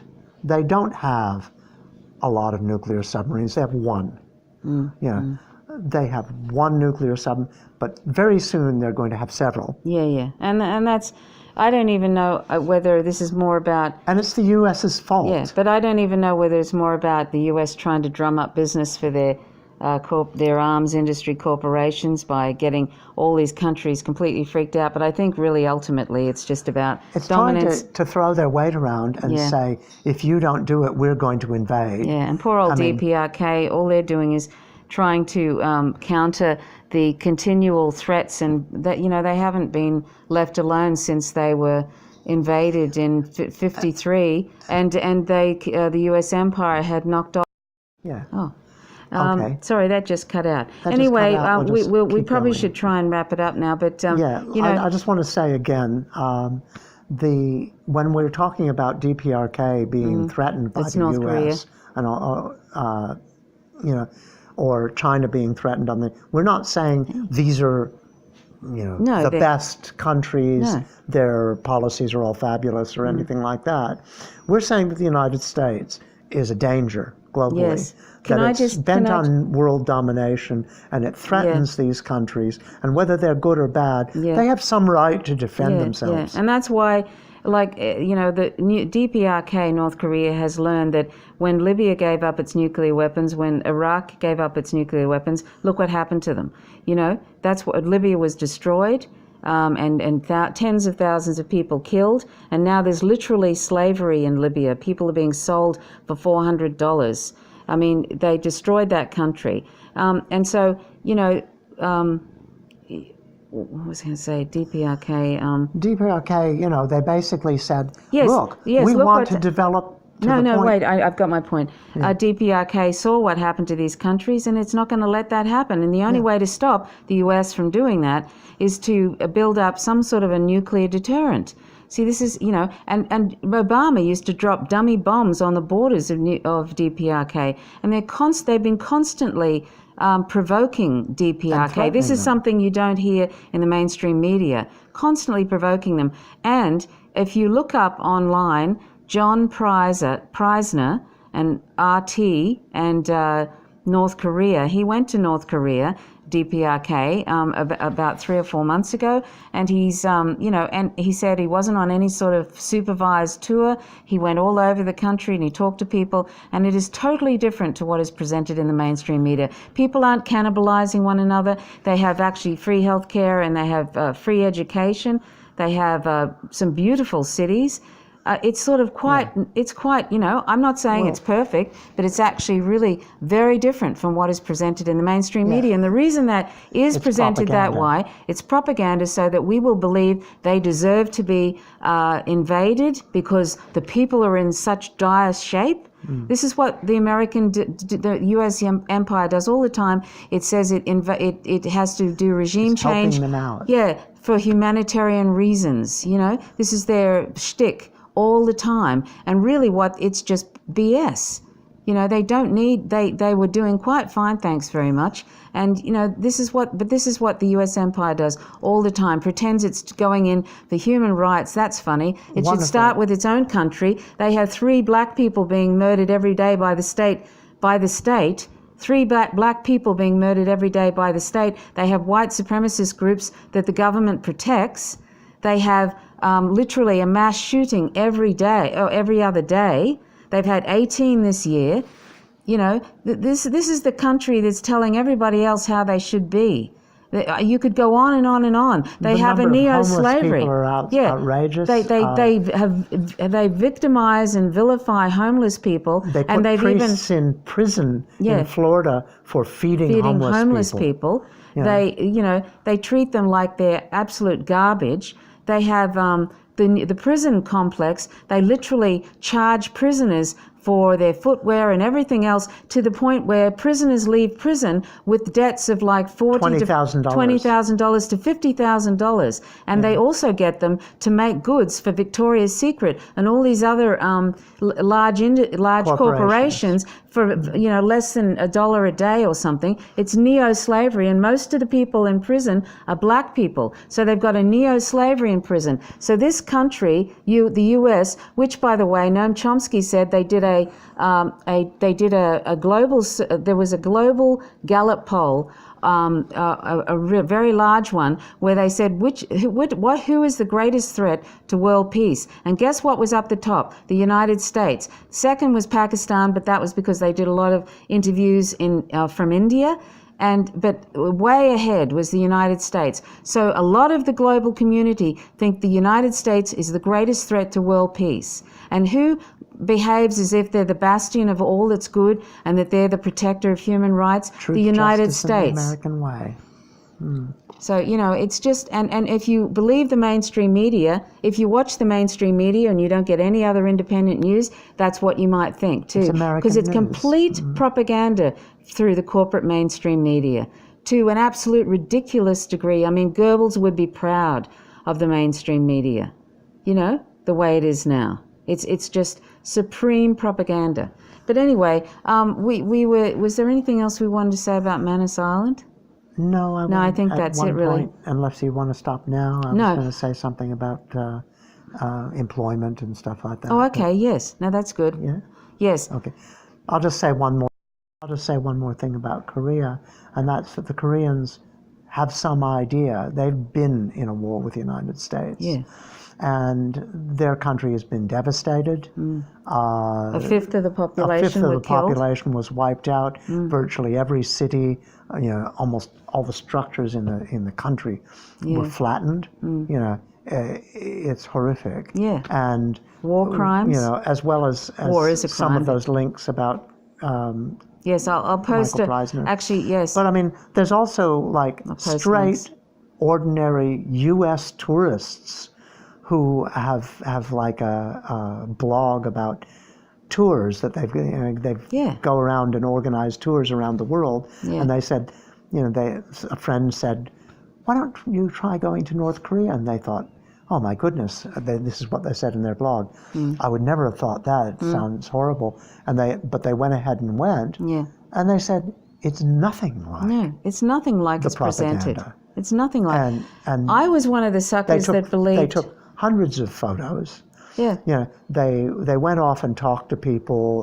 They had somebody. Yes, they had somebody who went along as the guide, but they wandered off for hours without this person. Nobody came after them. No. Nobody. They talked to all kinds of people. Yeah, it'd be impossible to actually make sure that they only saw who they wanted them to see. It'd be impossible to control that situation. So there are many people that go there.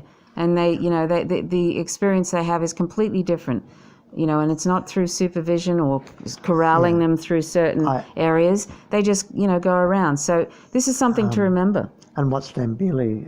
Yes, Eva Bartlett also went about 3 months ago. That's right. And she has all these photos. Eva Bartlett, who is the on-the-ground reporter in Syria, check her out, Eva Bartlett, Bartlett.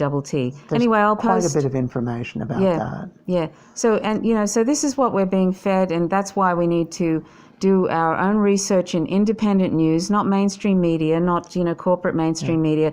Find independent news like the Real News Network or the Empire Files. I often promote the Empire Files because it's really fantastic with Abby Martin and Michael Preisner. And I'll put and also look into, with the Empire Files, look into what's happening for Palestinians in apartheid Israel. That's very, very important. And I've done an interview recently with a couple of a journalist, Max Blumenthal, and Dan Cohen, who's a filmmaker, and they've made a documentary called Killing Gaza, and I've seen it. It hasn't been. I haven't. Hang on a sec. I haven't been. It hasn't been released yet, but I've seen it, and it's really powerful. So if you see that documentary, if you see, search online for Killing Gaza. by Max Blumenthal and Dan Cohen, and try and watch it, because it will completely change any sort of ideas that you've ever been given about Palestinians being terrorists, or that it's anti-Semitic to criticize Israel about the occupation of Palestinians. Any of that's, or that Hamas is any of these sort of things that are being put out there. The mainstream media is feeding you. Just look at this, documentary when it comes out, and support it, and also pass it around to other people. Anyway, sorry, Dee Dee, what was that? And Trish's interview with and I'll with post. Max Yes, you can see and that. Dan Cohen. It's very good. It's not long. It's about half an hour. Yeah. I would have liked it to be longer, but they only had half an hour. So I posted it only about 3 days ago. So please check that out. It's on faintsingersfromvega.com and on my other YouTube channel, The Naked Empire. So check that out. So is there anything else you want to say, Dee Dee? No, this has been rather long and we've meandered, but it's interesting. We probably should finish. I enjoyed it anyway. I think I talked a little bit about the unions and the suppression of political action by unions, the suppression of sympathy strikes. It used to be that if somebody went out on strike, another union could go out in sympathy to support that issue. But basically, these days, you're only legally allowed to have a strike on very narrow grounds about wages, and only after you've done this and this and this and this, and you have to go to a tribunal and get permission, and you have to wait 3 or 4 days for the company to. This is in Australia now. This is in Australia, yeah. And the International Labour Organization and the UN say, like the Australian government has rejected the fact that they've told them that they're in violation of all of the international agreements for years, and that Australia's streets ahead in terms of being bad of any other Western or developed nation. So I mean, part of that is like you have these politicians like Julie Collins or whatever. From the Labor Party, talking about the need to create jobs. Well, that's true. You do need to provide jobs and some sort of stability and that kind of thing for people, meaningful jobs and so on that they put in the rhetoric. But they've undermined this. They've undermined it by completely disempowering unions. So workers have no way of collectively bargaining or working in solidarity with one another to fight against global corporations. And they've presided over the casualization of the workforce that I've mentioned before. The Labor Party. The Labor Party has. And so much of it is part-time, so much of it is insecure, so much of it is casual labor. And they've taken away all kinds of rights. They've taken away, things like time and a half, overtime, that kind of thing. And the cruel thing is that they did a whole lot of education things to bring people out of the woodwork about mental health, and then didn't provide any adequate services for people with mental health issues. That's going on the back side. to the labor thing. Like they've created all these situations, and yet, they talk about creating full employment and this sort of stuff. But the only way that they see as neoliberals to create full employment is by creating so much need or desperation in the workforce that they'll be willing to work for virtually anything. They don't have an industry policy to speak of. They don't really have an economic policy.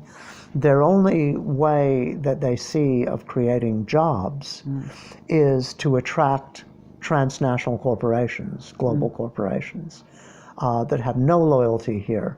And the only reason a global corporation would locate here is either we have a resource they want that they can't get elsewhere, or they, otherwise, they're concerned with the lowest cost, and the lowest cost is always going to be the place where you can maximize the exploitation of people or the exploitation of nature. And so, it becomes a race to the bottom. And all of these corporations are competing against each other. So if they don't do it, someone else will. It's not even that much of a conspiracy in a sense. It just acts like a conspiracy. But the bottom line is they create high unemployment in order to make people desperate for work. Tony Abbott talked about job snobs. People Alan who Greenspan wouldn't take anything. Remember what Alan Greenspan, said? He was this American economist. I know, but he's and he sort of said, insecurity in the workplace is very good for business. It's very good for business. That's what he said. And see, that's the neoliberal thing. All of this casualization and all of that sort of stuff is what they've done for corporations in order to lure them here so that they will invest and create jobs. And to say we will create jobs with good pay and security runs counter to everything they've done and everything they believe they need to do in order to attract corporations for jobs. And when you get down to it, like the only way you can attract global corporations is to reduce tax as far as you can, to reduce environmental and labor standards as far as you can because they're expensive, and to have a workforce which is compliant and will put up with virtually anything. And those are the things that attract corporations. And what's the end? The end result is something like Amazon with Jeff Bezos, who has $100 billion with a B, dollars personal fortune, and his employees in Amazon most of them are on food stamps, and he made $2.6 billion in one day. So that's what that's the end stage of this, is that he's going to end up with, it's going to be like Lord Bezos in a sort of a feudal society, because he's gradually he's going to create a healthcare system, Jeff Bezos, and this is how it's going to go. It's going to be consolidated into eventually one monolith, probably. People have to remember, they talk about capitalism, they talk about the wonders of competition. Well, in competition, someone wins, and everybody else loses. And if you look, it's like Monopoly. It's like Monopoly, and it might look good kind of in the beginning, but very soon you end up with, in the computer industry, you've got Microsoft and you've got Apple, and you've got Microsoft and you've got Google. And you've got Woolworths and you've got Coles. You've got Woolworths and you've got Coles. You've got, the 6 global aluminium companies, the 7 sisters petroleum industry, and that collapses. We've seen since the 80s the concentration of wealth and the concentration of wealth and the concentration of wealth. And that's what's been happening. And that's what capitalism does. It concentrates wealth, because as you concentrate wealth, you concentrate power. As you concentrate power, those in power have the ability to further concentrate their wealth. 3 people, I think, in the world own more than 90% of the population of the planet. Is it 90 or 50? I think it's 90. Or maybe is it or is it just in America? I'm thinking 3 people own 90% of more than population. The wealth of 3 people is more than 90% of the population in the United States. That's neoliberalism. That is unfettered capitalism, and that's what needs to end. And we need to, we need to end neoliberalism. It's a cancer that it will eventually. It is destroying the planet, and it's also going to make us into serfs. And these people are these are the oligarchs, the feudal lords. That's what it's turned into. And you have to remember that's on a global basis. That these global corporations are in fact global. You can talk about American corporations or whatever. They don't care about America. They don't care about the United States. They care about They this don't care and about power. Australian so-called corporations. Don't care about Australia or Australians. No.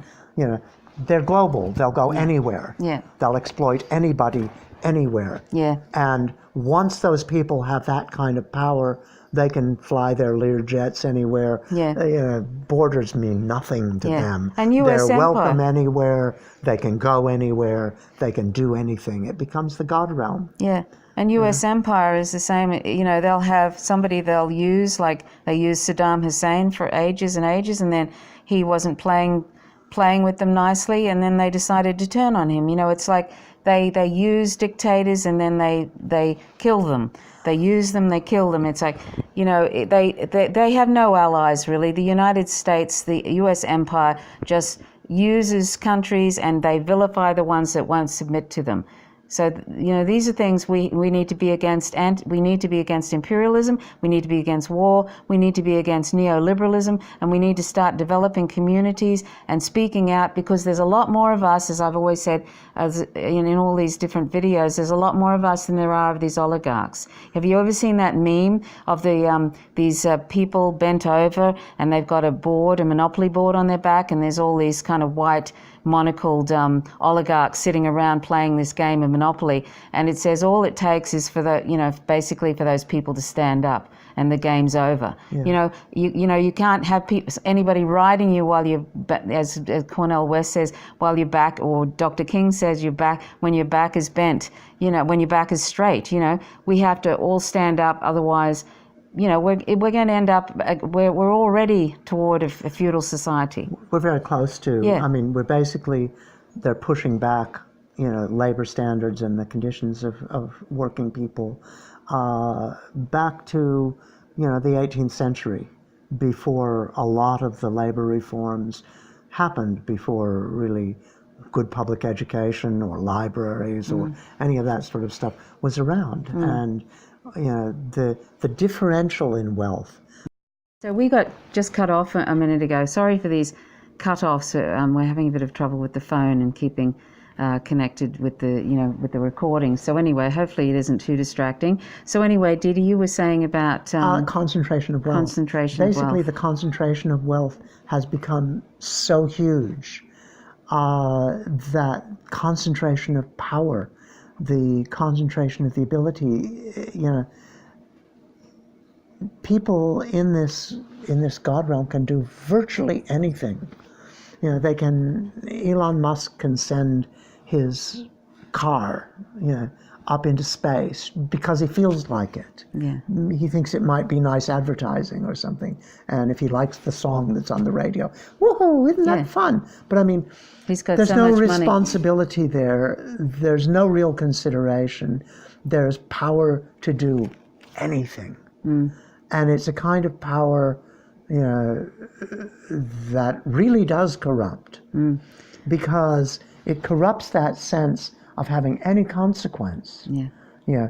Basically, you can do virtually anything. You can buy your own armies. You can buy an island somewhere. You can buy, you know, 15 people who will be women for you to do what you want in Saudi Arabia. You know, like Saudi Arabia has these groups of little people, and they have so much money, they're just so far gone.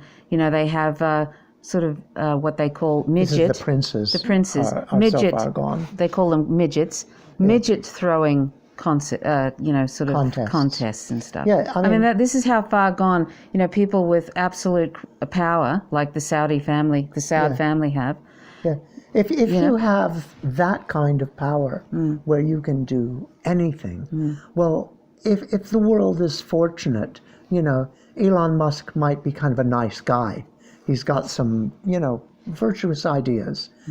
But there's nothing to guarantee that. Yeah. And people can do anything. And any corrupt feeling, any vagrant decision, oh, wouldn't it be nice to see what it would be like to carve people up, you know, decoratively. You know, if that's what you wanted to do, you could do it. Oh, wouldn't it be interesting to see what this virus does to the population? You can, you know, invade countries. You can buy islands. You can do, You can buy an army. You can do all kinds of things, and the thing is, it is not the world we want to be living in.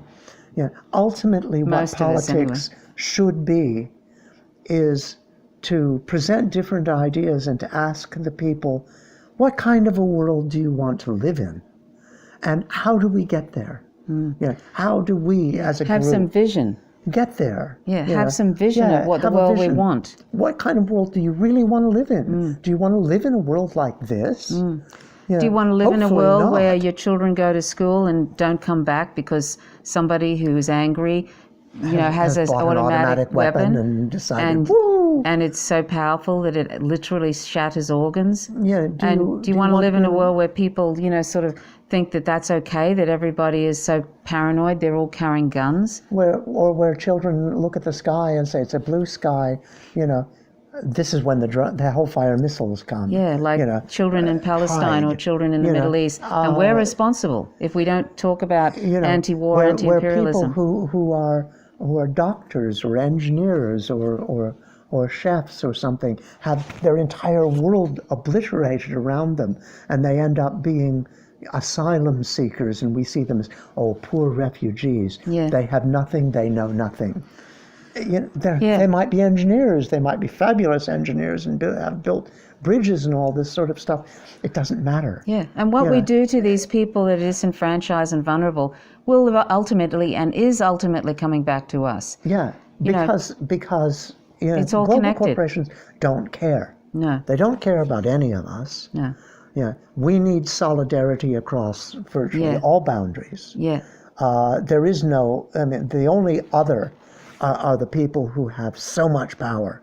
And may I add, that they're almost not part of our and as vegans, world anymore. We don't want a world anymore where 1 trillion land and aquatic animals plus, it's way more than that, are tortured and killed every year for trivial reasons of palate pleasure for mostly. Personal gratification. No, basically. It's completely unnecessary because we don't need animal products to survive. We don't need them at all. So we're only torturing these sentient animals because we can. Totally different discussion. I know, but this is part of the world, the vision of the world we want. Somebody said to me, oh, well, it's a lifestyle choice, we don't worry about those. And I thought, it's not a lifestyle choice that I'm a vegan. No, I'm a vegan it's not a personal choice. Because I cannot countenance doing the kind of things that are done to other sentient beings for no reason other than my personal gratification. Yeah. Because we don't need them. It's immoral, it's corrupt, it's awful. Yeah. Yeah. And it's an ethical position. It's not a diet. It's not a weird thing. It's not. But groups like the Labor Party, which were founded on the solidarity of working people, of ordinary people, the primary goal must be to in some way end this huge differential in wealth and power. By whatever means, progressive taxation, estate taxes like Lloyd George did, revolution, anything. It needs to stop. And may I just add, it needs to be ended. Didi, may I just add I read something just recently about power and how it literally physically changes the brain if you have this massive amount of power, and it actually terminates almost empathy and mirroring of other people's suffering. So great power, they've some scientists have discovered actually literally physically changes the brain and really, really impedes empathy. So that's something to think about. So is there anything else we wanted to talk about, Didi? I think not. We've been yapping away here. Really, there is a ruling class. I think there's a lot of rich people who think they're part of it. They're not. The ruling class are those people who really can do anything. Yeah. Yeah. The Jeff Bezos and people like that. Yeah. There are people that we really don't know about that are sort of pulling the strings and stuff, and that's not a conspiracy theory. That's actually, this. That's when you've realities of power. That's reality of power and great wealth. And as I say, capitalism is a competition. Well, there's a few people who've won. Game's over. Let's start again. It's not a fun game anyway. No. No. Let's do something No, else. and we may have, or probably is already too late for the planet. We're probably going to extinction.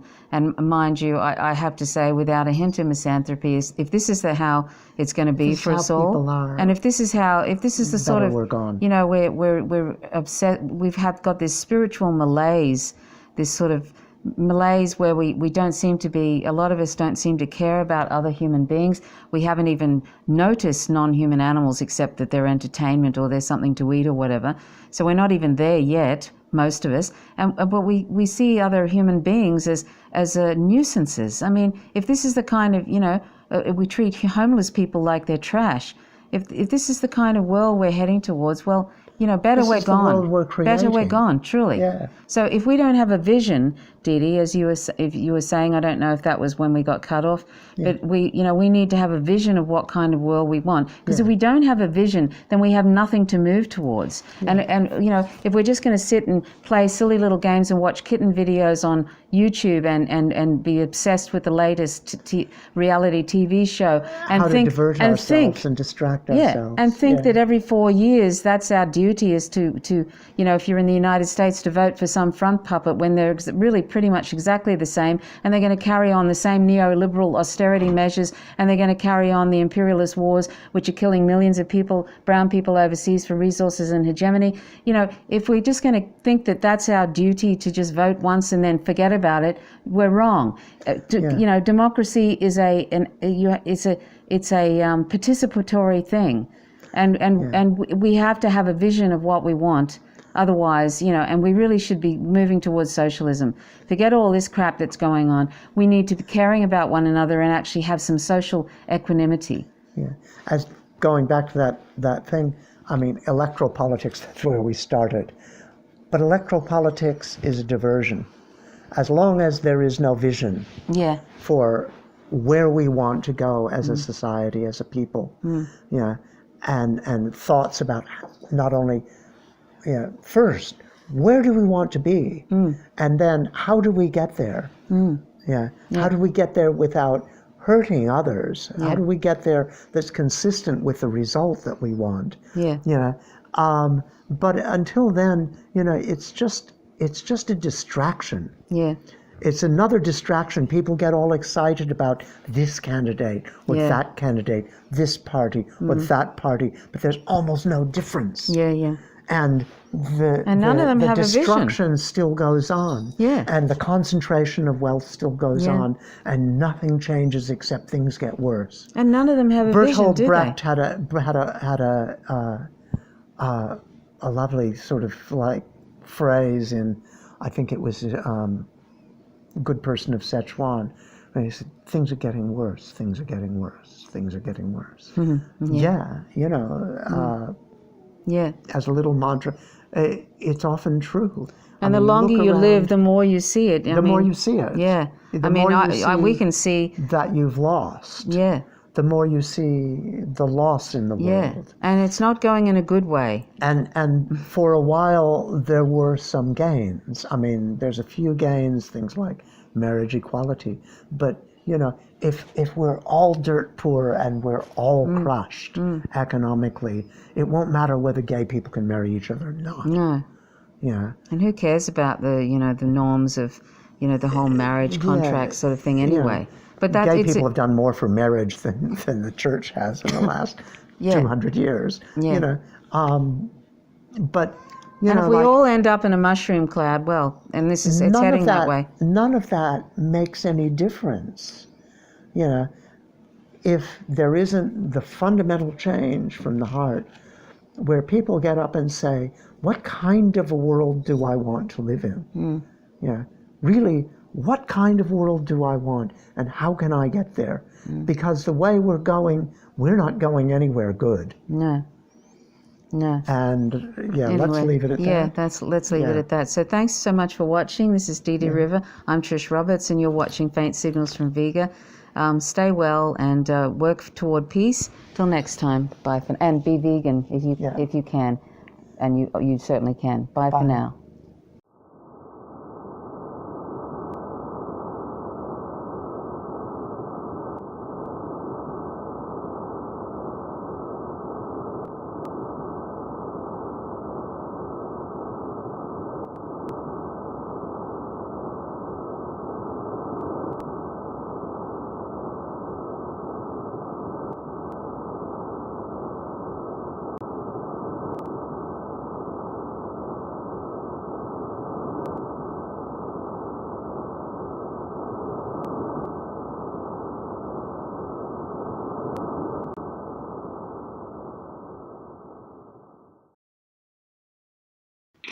Shushy boosh.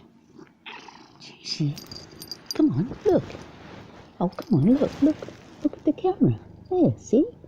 There.